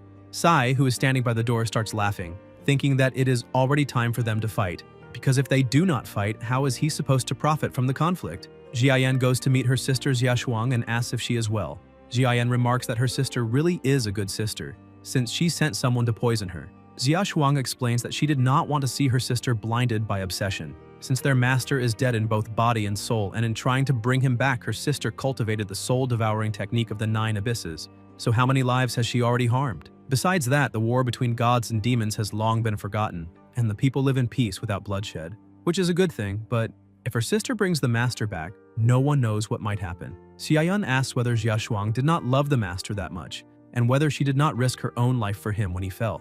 Jia Shuang says that from that battle not even legends remain, everyone already died, and when they awakened centuries had already passed, and as for the master, her feelings for him have long fallen asleep, and her sister should ask herself the same question, whether she can even remember the master's face. Xiaoyan is surprised by that question. Xia Shuang continues, saying that her sister knows that within the soul of eternal light hides a fragment of the demon lord's soul, and even if they manage to find remnants of the master, the two of them do not have the strength to separate or destroy the demon lord, and if he returns, even combining their power, they would not be able to face him. Xiaoyan says she understands, and that there is no need to argue anymore. She just needs the antidote, and she will leave immediately. Xia Shuang explains that to prevent Xiaoyan from doing something foolish, she has no other choice. So she will not hand over the antidote and asks her sister to forget this matter. Xiaoyan asks if that is a declaration that Xia Shuang is against her, but her sister says she does not want to fight her. Xiaoyan stands up and starts to leave, saying that in that case there is nothing more to talk about, warning Xia Shuang that she will have to bear the consequences of this. Meanwhile, elsewhere, the protagonist is talking with his master and asks whether Xiaoyan and her sister do not get along, but his master says he has no idea. Yun changes the subject and asks whether he is not also intrigued by the fact that the leader can live for so long, since normal people barely reach 100 years. Hao explains that the master is not human, but that this is a secret of the demonic palace, and very few know about it. The protagonist is surprised, thinking back to when he encountered the night wolves in the forest and collected spiritual energy pearls, and felt confused, because that world was not based only on martial arts. So many things did not make sense. Hao notices that the master is coming out. The protagonist asks how the conversation went and whether she got the antidote, but Xiaoyan simply ignores the question and says they need to return to the palace immediately. Meanwhile, at the palace, Yusinke receives a letter saying that the leader and the Grand Master of Tai Shu Xiao are rare talents, so she must teach them well. She calls one of her subordinates and asks if there is any news about Tianshui's whereabouts. The subordinate says no, since the last time he was seen was arguing with the protagonist at the market, and after that, he disappeared. Yusinke takes a deep breath, thinking that this will cause a headache. 10 days later, Yun returns home and throws himself onto the bed, thinking that there is nothing better than sleeping in one's own bed. He keeps looking at the system while thinking about what his master said about the leader not being human. He reflects on everything: the spirit of eternal light, the demon lord, the night wolves, the spiritual pearls. It seems that this world has lost the true path of cultivation, and only the martial path remains. Yet spiritual energy still exists, otherwise those pearls he collects would not exist. Moreover, the spirit of eternal light is deeply connected to the master of eternal light, and perhaps within that seed lies his soul. Maybe the leader wants to activate it to bring the master of eternal light back, but he does not know what the true relationship between her and the master of eternal light was. He thinks that maybe the two had an affair and irritated wonders whether she really wants him to use his eternal light energy to resurrect her former lover. If that is the case, it would be better to cut the problem at the root. Before he could damage the spirit of sacred light, Xiaoyan asked what he is doing, and the protagonist says that he wants to be completely honest with her. However, the leader asks what he is talking about since she is not in a crisis right now. He asks whether she really thinks only about that and has no other thoughts in her mind at all. Xiaoyan asks what he is referring to, since it is not about that. Yun asks her to answer honestly and questions whether the soul of the master of eternal light is inside the spirit of eternal light, and whether she wants to resurrect him. She approaches him in tears, asking if he really wants to know the answer, because if he can satisfy that body, then she will tell him everything. After the work is done, she asks why the protagonist is looking at her like that. He says that sometimes she is big and sometimes she is small, and that has its own kind of charm. Embarrassed, she asks him not to abuse his luck. Hao knocks on the door, informing Xiaoyan that Yiner is looking for her and has arranged to meet her on the roof of the library. She says she understands and tells Yun to go with his master to the Valley of 1,000 Insects and help him collect some ingredients. The list has already been given to him, and if she does not have a crisis, she will only come looking for him again in 4 or 5 days. In addition, she tells Hao not to tell Qixing that it was she who sent him, and if Yun runs into trouble on the way, he should only observe and help, only if Yun is truly in mortal danger. After explaining everything, she wishes them a good trip. Sometime later, already in the Valley of 1,000 Insects, the protagonist looks around and tells his master that he remembers when he said that the cultivators of the valley are a bit strange. They seem not to care about family and only talk to insects. His master warns that if he keeps talking so much, and the insects by the roadside hear him, the brothers and sisters of the sect might come for him at any moment. Yun asks whether they are at least level 60.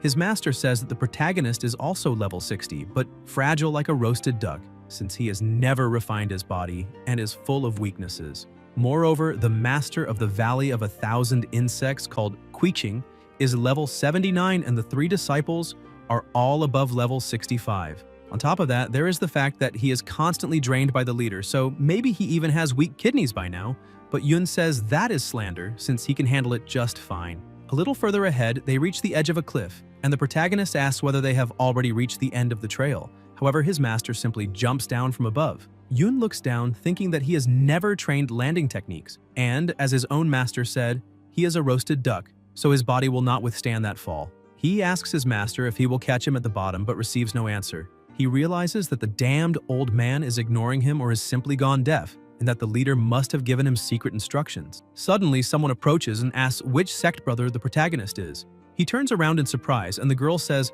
that it was rude of her, because before asking, she should have introduced herself. She says that her name is Li Lanjing, and that she is an herb-gathering apprentice from the Valley of 1,000 Insects. Yun also introduces himself, saying that he is from the refectory. She is surprised to hear that he is from the refectory and asks whether he is the one who prepares food for the other departments, apologizing, since in the Valley of 1,000 Insects, they rarely interact with others and do not eat food from outside. She asks what he is doing there, and the protagonist explains that his master jumped down there, but he still has not found the path. Lanjing offers to take him, and the protagonist thanks her. She explains that even though they are from different departments, they are all part of the demonic palace, so they need to help one another. She creates a support with her own body and ties a vine to a tree, saying that he just needs to hold onto the vine to get down. Yun thanks her and goes first, but as soon as he reaches the ground, he looks up to see if she is safe, and has such a wonderful view that his heart skips a beat. He tries to hide it, saying that he did not mean any harm and did not want to commit a crime. Suddenly, the vine snaps and she starts to fall, but since the protagonist had already prepared for something like this, he leaps up and catches her in midair, landing safely and asking her not to be scared. Guys, if you enjoyed the video, leave a like, comment, and subscribe to the channel so you don't miss new content. Thank you.